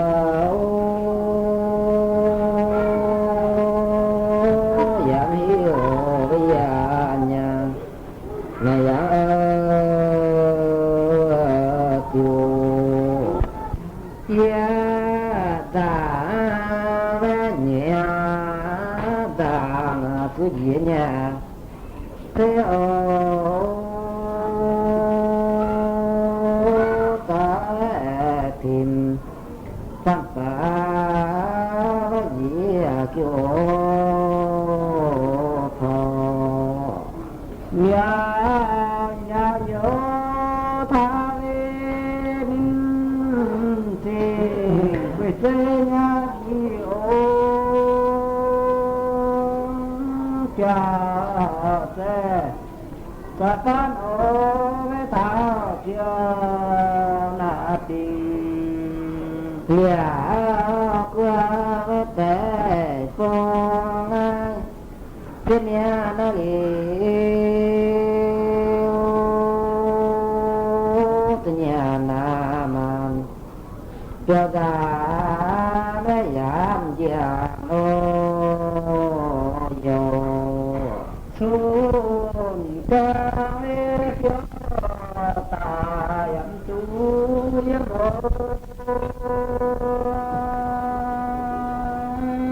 เร็วฟ้าจะต้องเป็นยาติวนายแก้วเจ้านินสิงาคือเท่าวี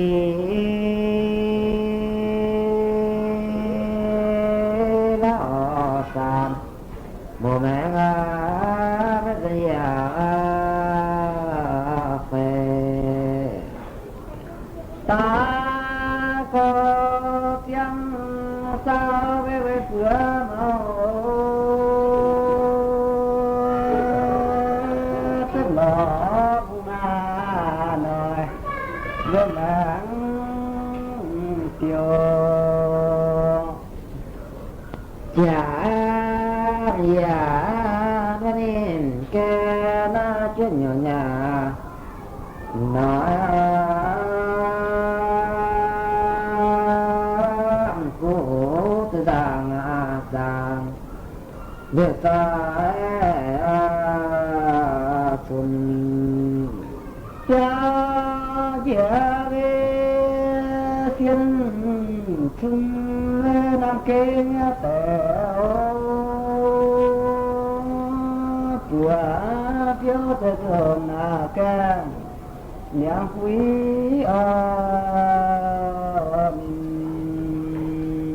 ทางเยาเวญานาเจ้าลิว